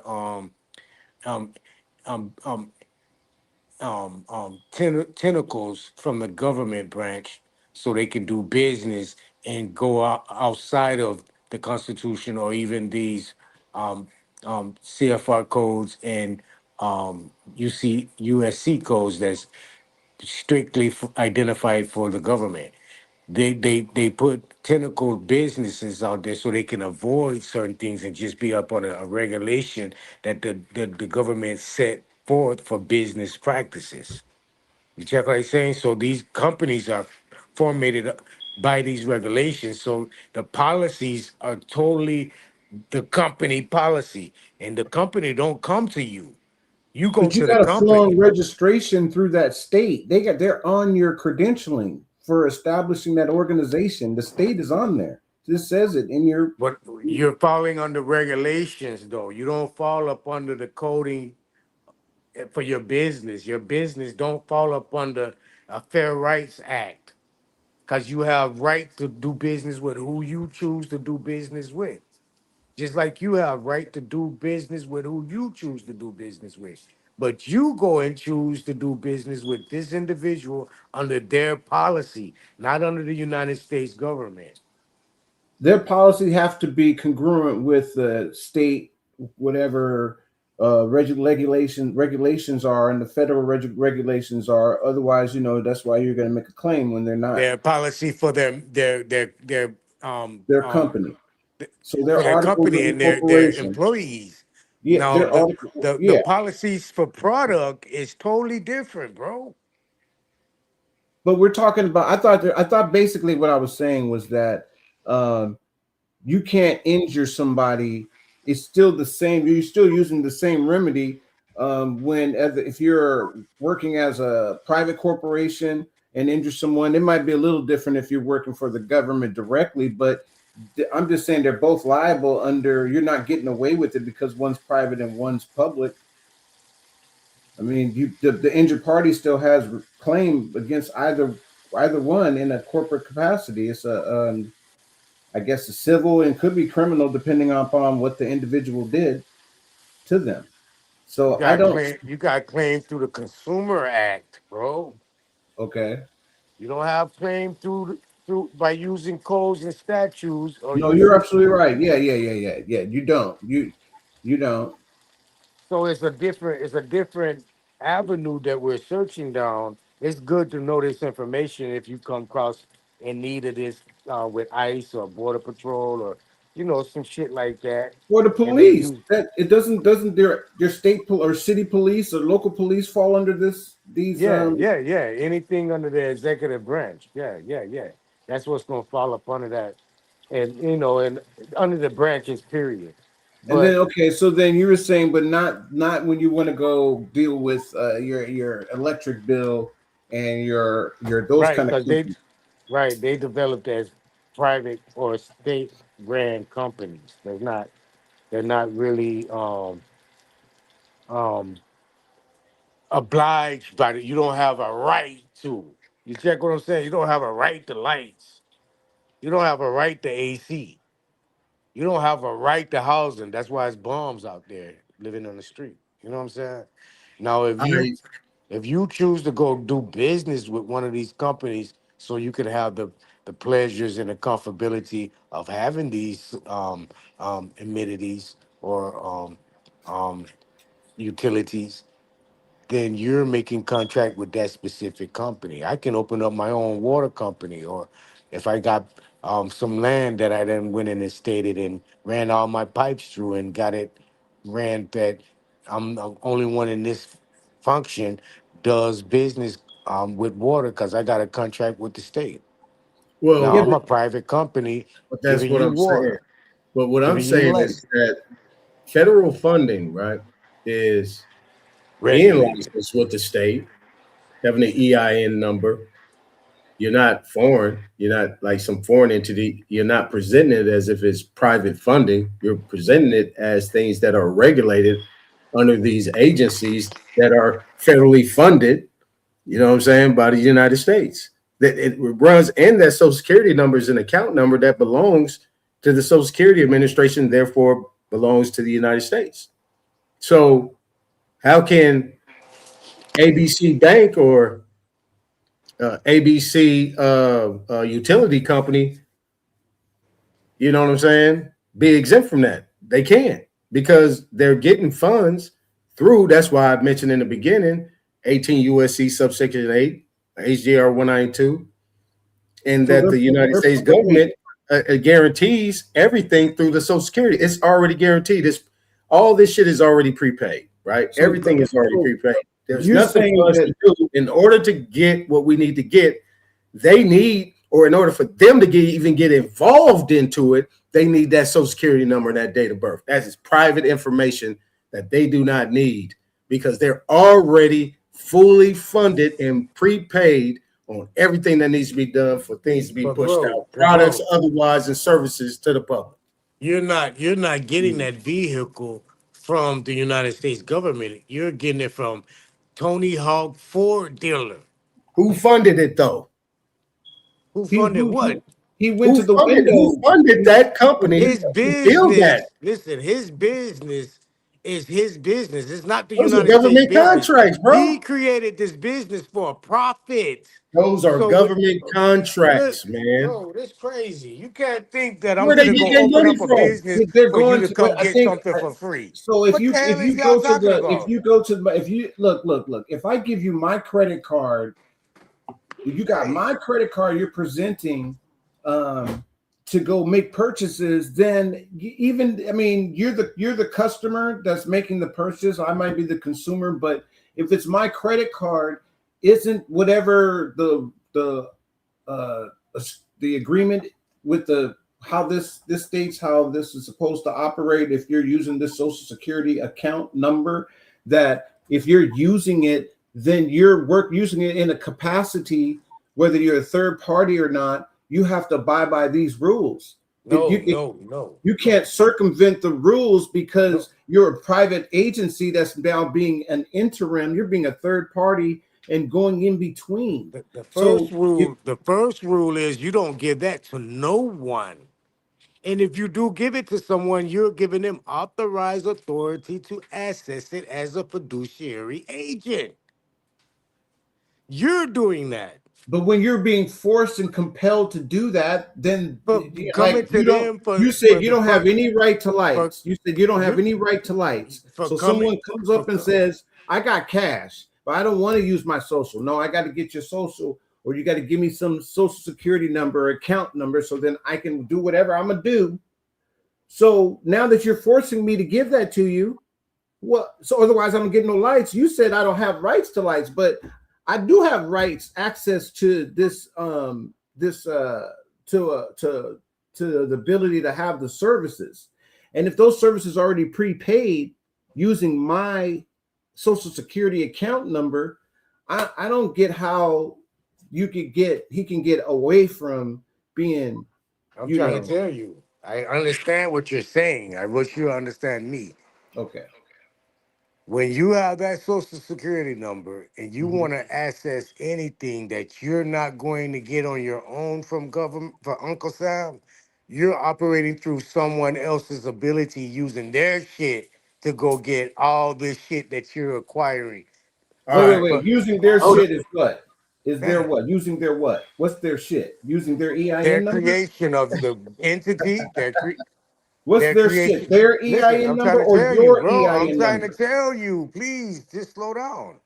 So when a man go and create a business, whatever corporation he created, he gonna put his Social Security number down. Then he gonna get an EIN number. So it's all gonna work off of his shit. So for me to go and create a Tony Hawk Ford company, I'm gonna give him all this information. Go open up a building. Go invest my money. Reach out to the government for a fund, some funds to be under regulation that I got to be up under the Consumer Act and do good business and BBB, the triple B, and then no, I'm not leaving. And then I'm going to open up this company and bring all these cars in that you want one. You're telling me you're just gonna walk up and give me your Social Security number and that's it? Hey, look, hold on. That's a good question, though. That's a good question, J-Dub. Because my thing is, what are these people bringing to the table? We're the ones establishing the credit. 15 USC 1681, 1682.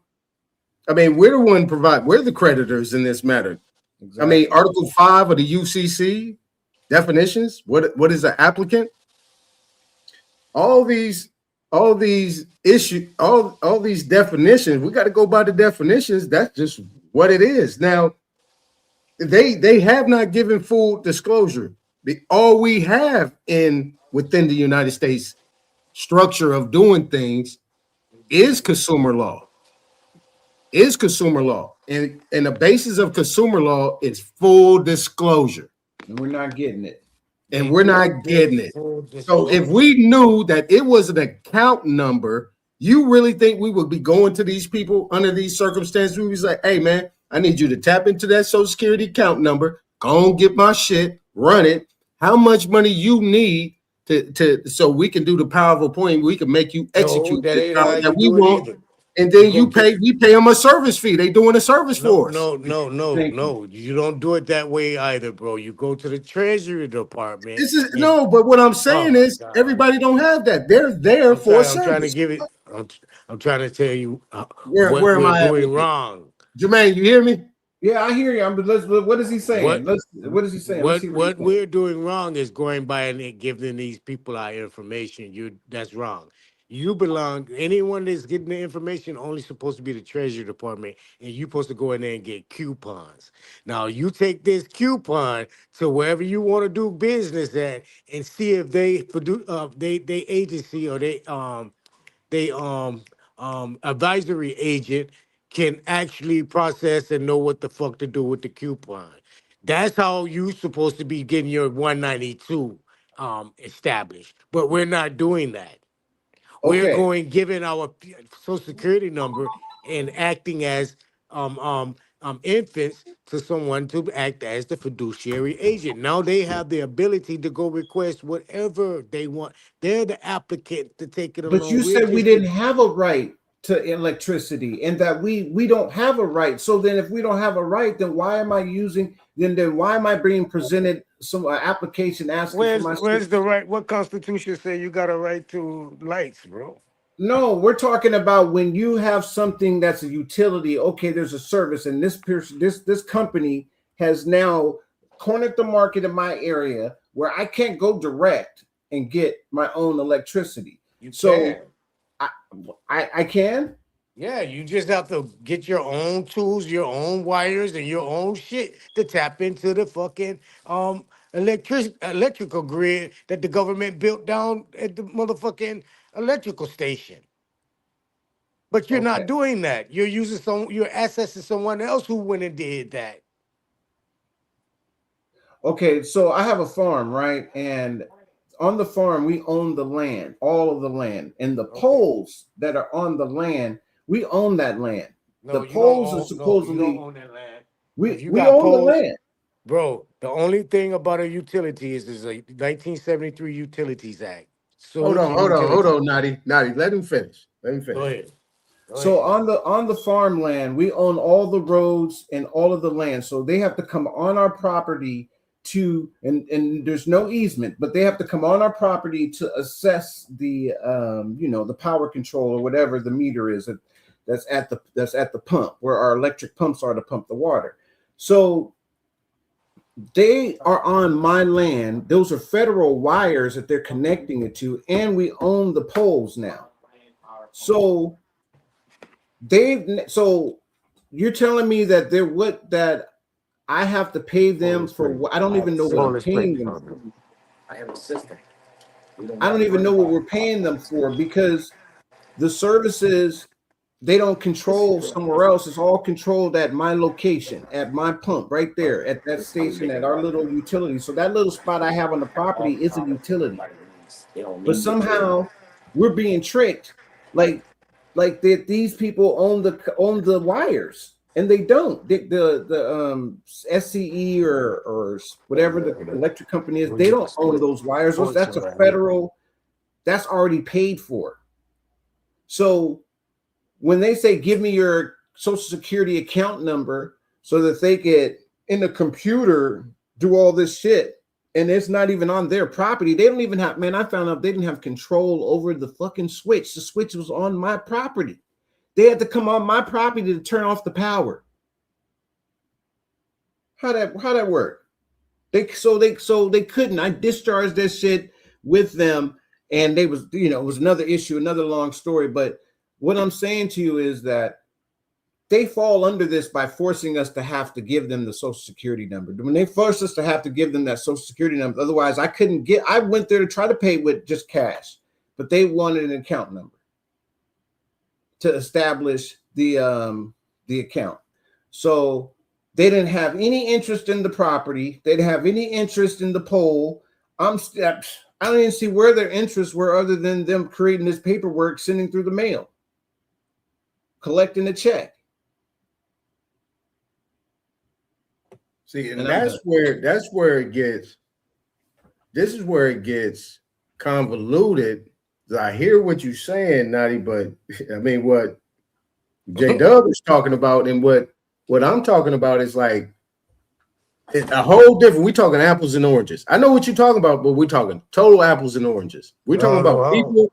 We're talking about people that do not know what we're talking about. We're talking about the normal, common people today and we talking about our people that go into these places, in these spaces, in these public facilities with the understanding, right? It's understanding. They're standing under this, subject to, but with that understanding that this place is loaning me money, that this place needs this information in order for me to get some because of what they're telling me.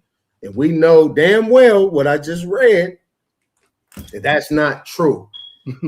In federal funding, anybody that is doing business on this land, what we call North America, within the jurisdiction of the United States, needs a federal employee identification number and needs to have a state registration in that state wherever they plan on operating. Yeah, you're talking about Foreign Registration Act of 1938. That's what you're talking about. Go ahead.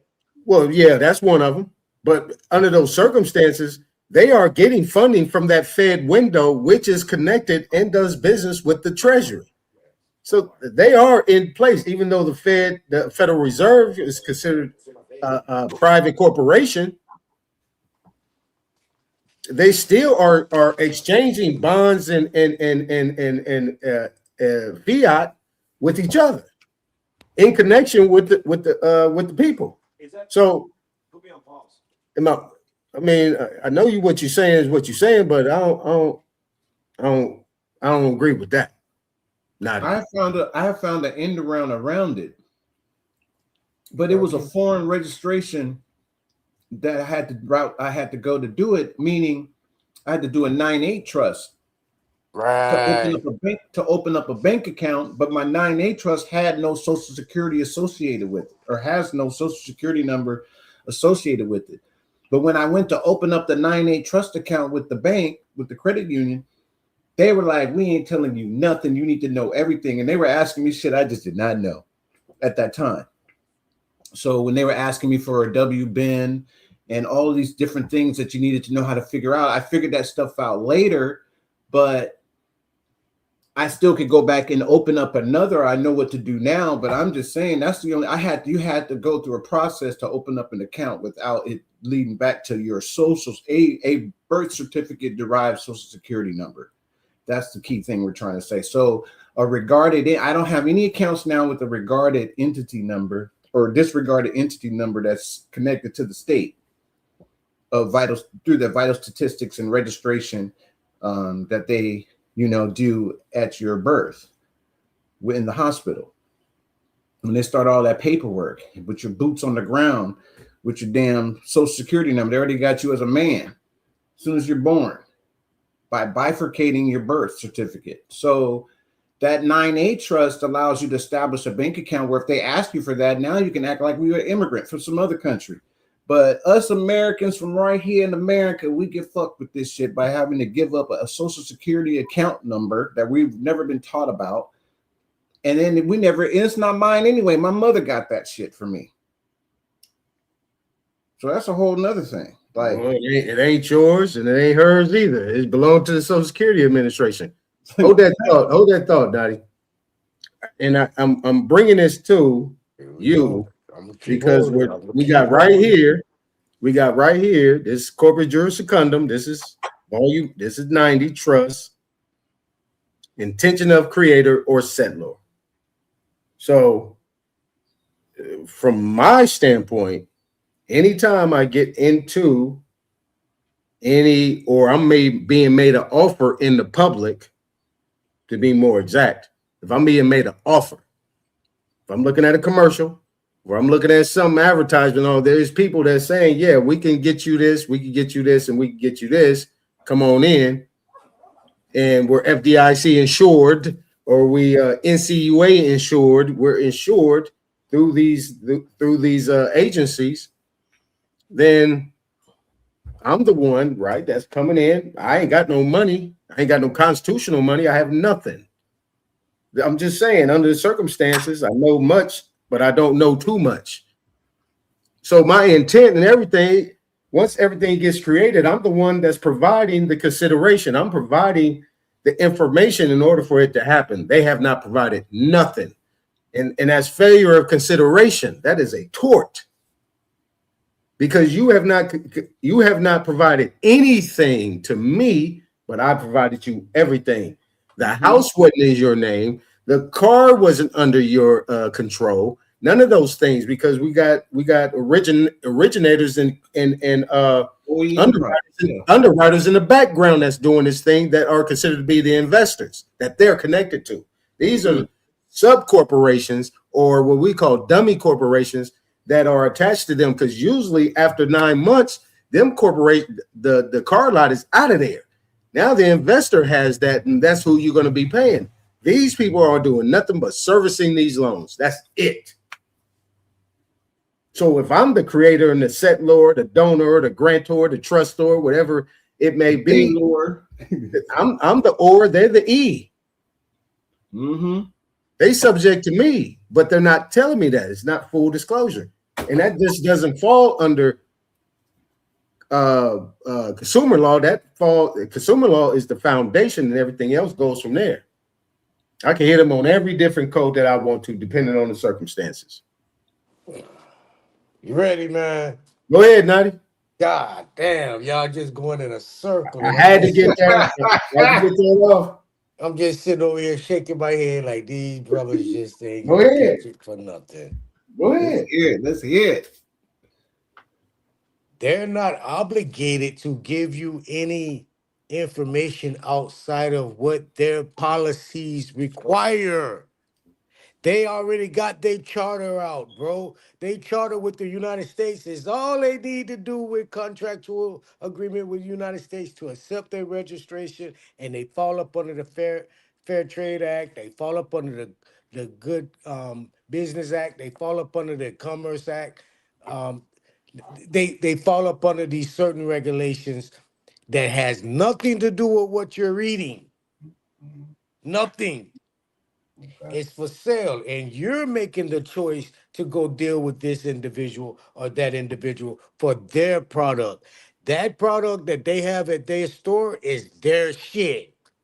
The not utilities yours. is their shit. The utilities is their shit. Listen. You go in there and take it. I bet you they call the police and have your ass in jail for theft. You think it's your shit? It don't say. It say Magnavox. The utility is their shit, Hold huh? on, bro. It say Magnavox. It says Chevy Corvette. It say Chevy Thunder. It don't say you. This phone you got in your hand say iPhone or Android. It don't say you. It's not your shit. You don't have nothing trademarked. If they want to come right now today and take all their trademark shit, they could take your drawers off your ass because it says Fruit Balloons. It don't say you. Now, why is that? There's a reason why it doesn't say me. Because you haven't created shit. No, because Man, they have taken, bro. they have taken my ability to create my own shit. You saying that shit. I don't have access.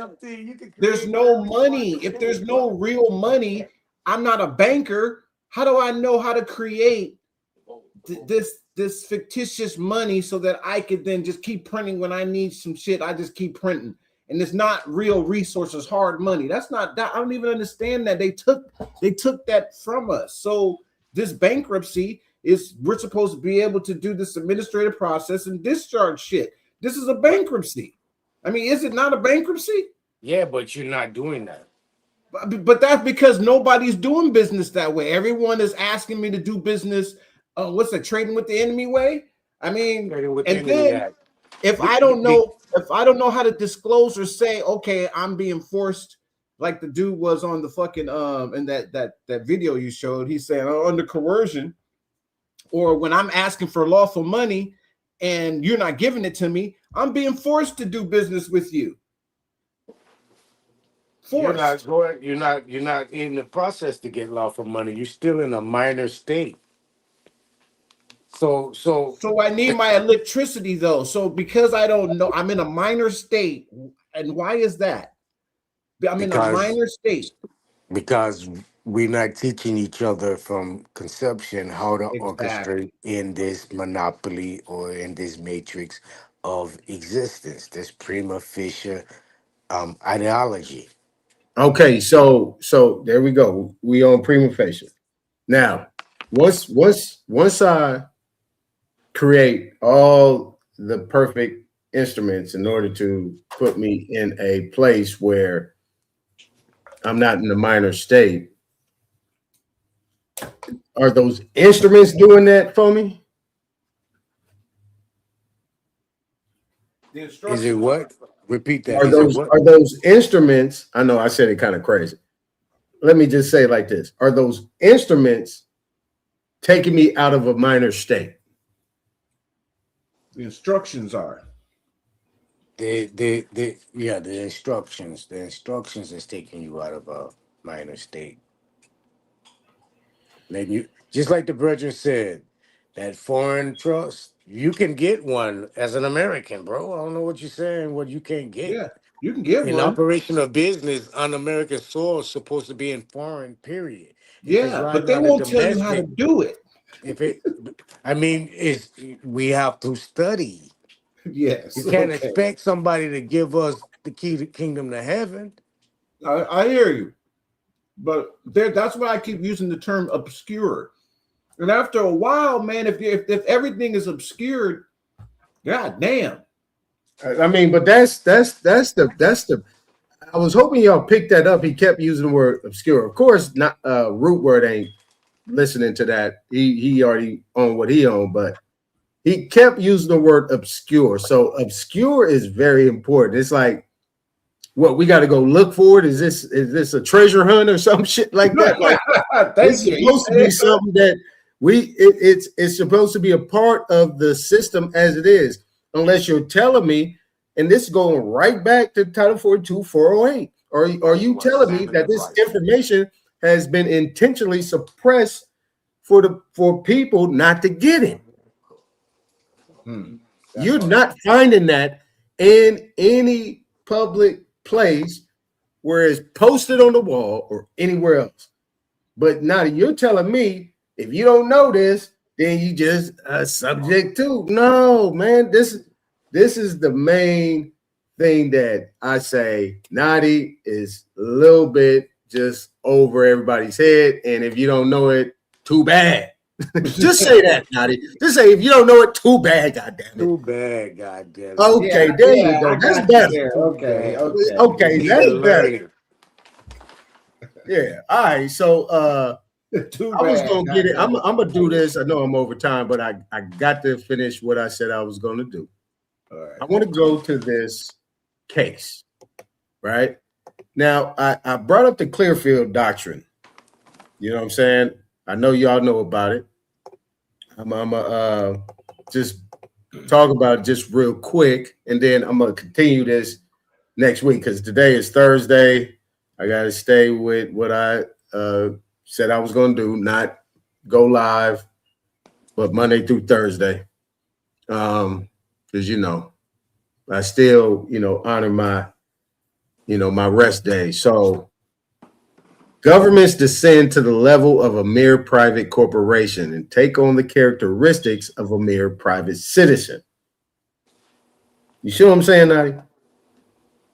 This is the Clearfield Doctrine. You know about the Clearfield Doctrine. If this is the case, then what you're saying, you know, is it's like water and without Jesus. You know what I'm saying?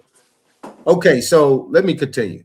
Where private corporation, now this is in parentheses, and then they got it in brackets within that, Federal Reserve notes, commercial paper and securities is concerned for purpose of suit, which corporations and individuals are regarded as entities, right? So this is your disregarded, your disregarded entity, like J-Dub was talking about. So you're talking about disregarded or regarded as entity entirely separate from government. That's case law.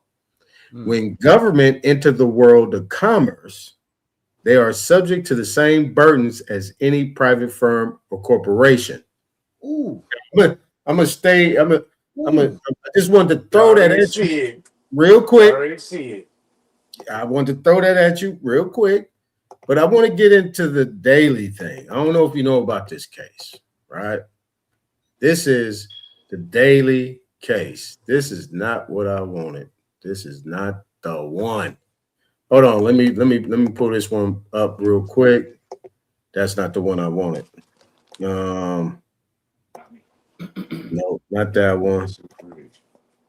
There we go.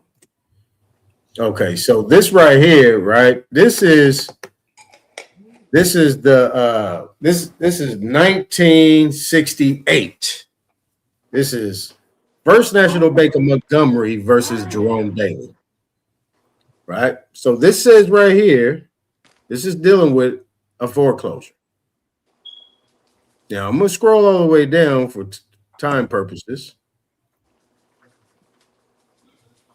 Now, right here, let's start right here. Defendant appeared and answered that the plaintiff created the money and credit upon its own books by bookkeeping entry as the consideration for the note and mortgage. Okay, in 1964, an alleged failure of the consideration for the mortgage deed and alleged that the sheriff's sale passed no title to plaintiff. The issues tried to the jury were whether there was a lawful consideration and whether defendant had waived his rights to complain about the consideration, having paid on the note for almost 3 years. Mr. Morgan admitted that all of the money or credit was used as a consideration. Hey, mute up real quick, Natty. Mute up, Natty. Taz ain't paying attention. All right, so Morgan admitted that all of the money or credit which was used as a consideration was created upon their books. Now, Mr. Morgan is the guy from the bank. Now, let me read this again. Admitted that all of the money or credit, right? Money or credit, synonymous, which was used as consideration was created upon their books, that this was standard banking practice exercised by their bank in combination with the Federal Reserve Bank.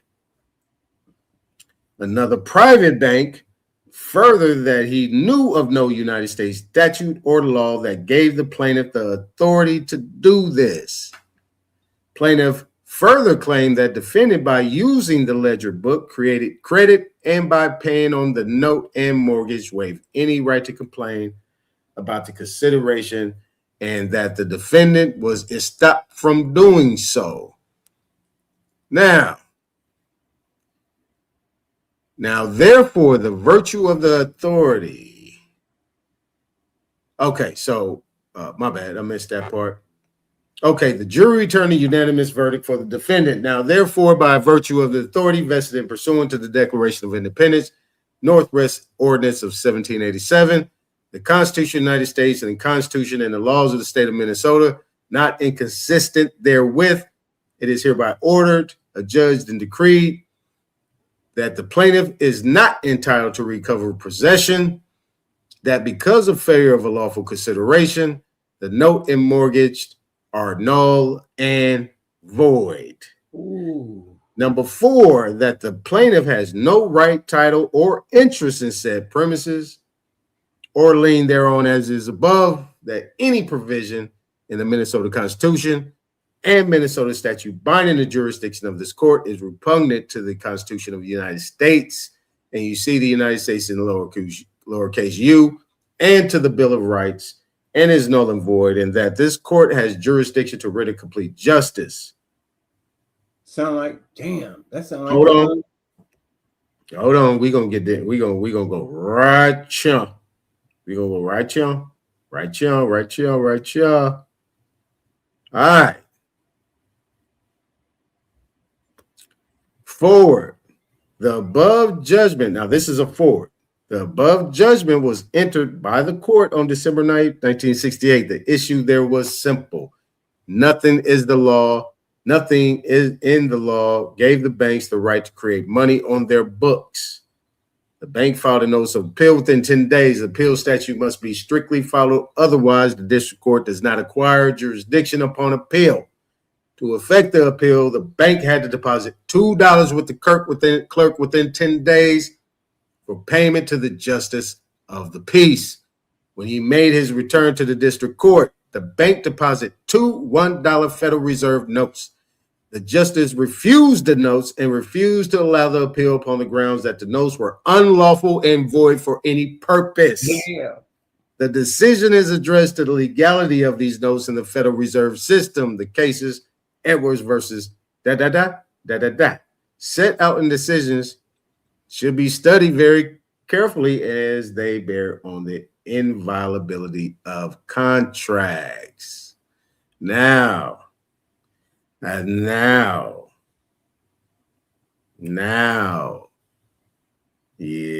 got it? Okay.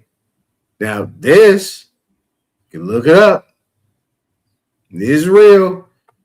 This is the reason why you would never see any person coming from a bank into court. This right here.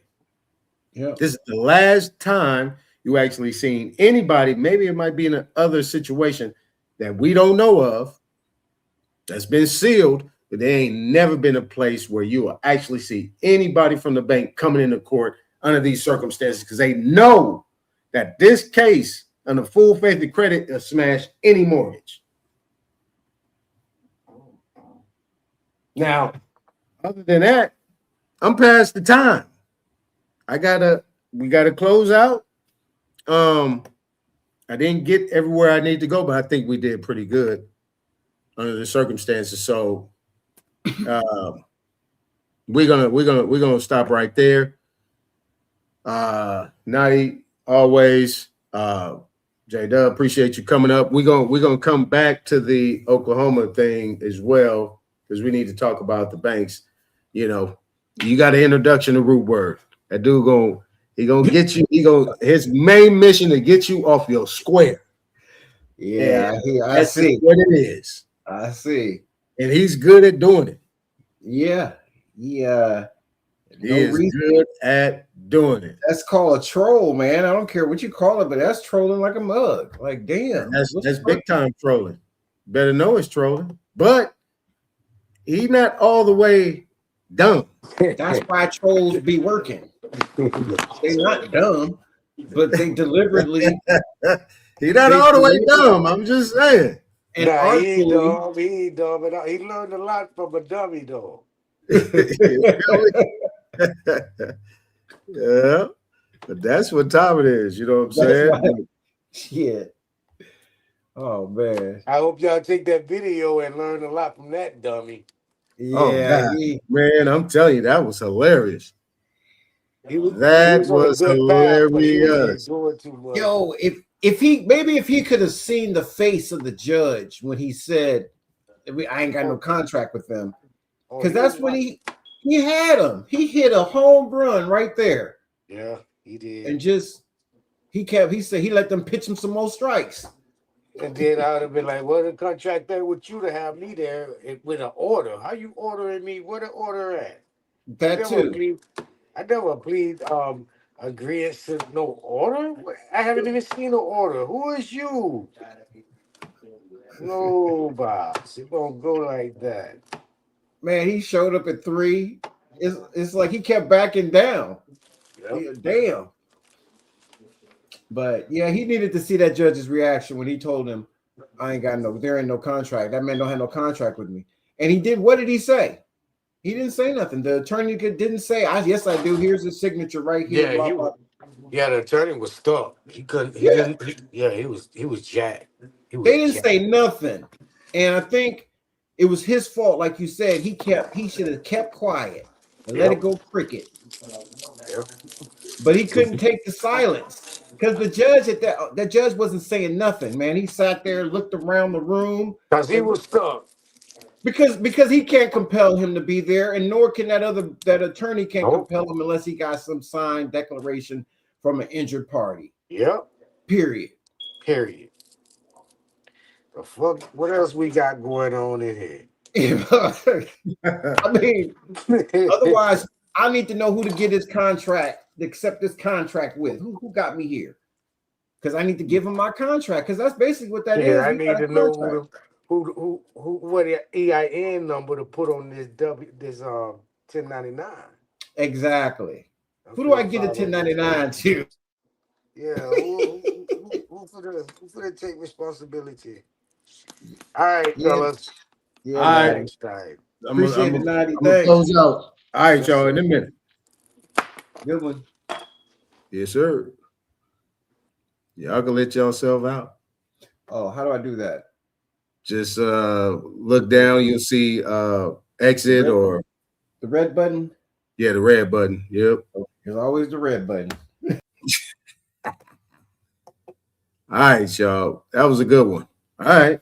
Yeah, that was a good one. That's what we're gonna do from this point forward. We're gonna run it. We're gonna run it. You know, we gonna run it. We are going to run it.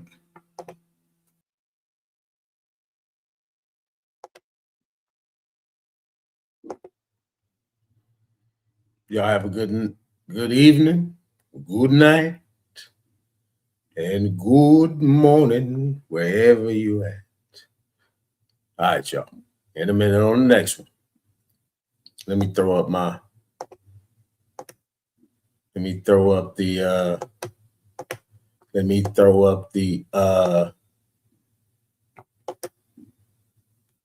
bam. Bam.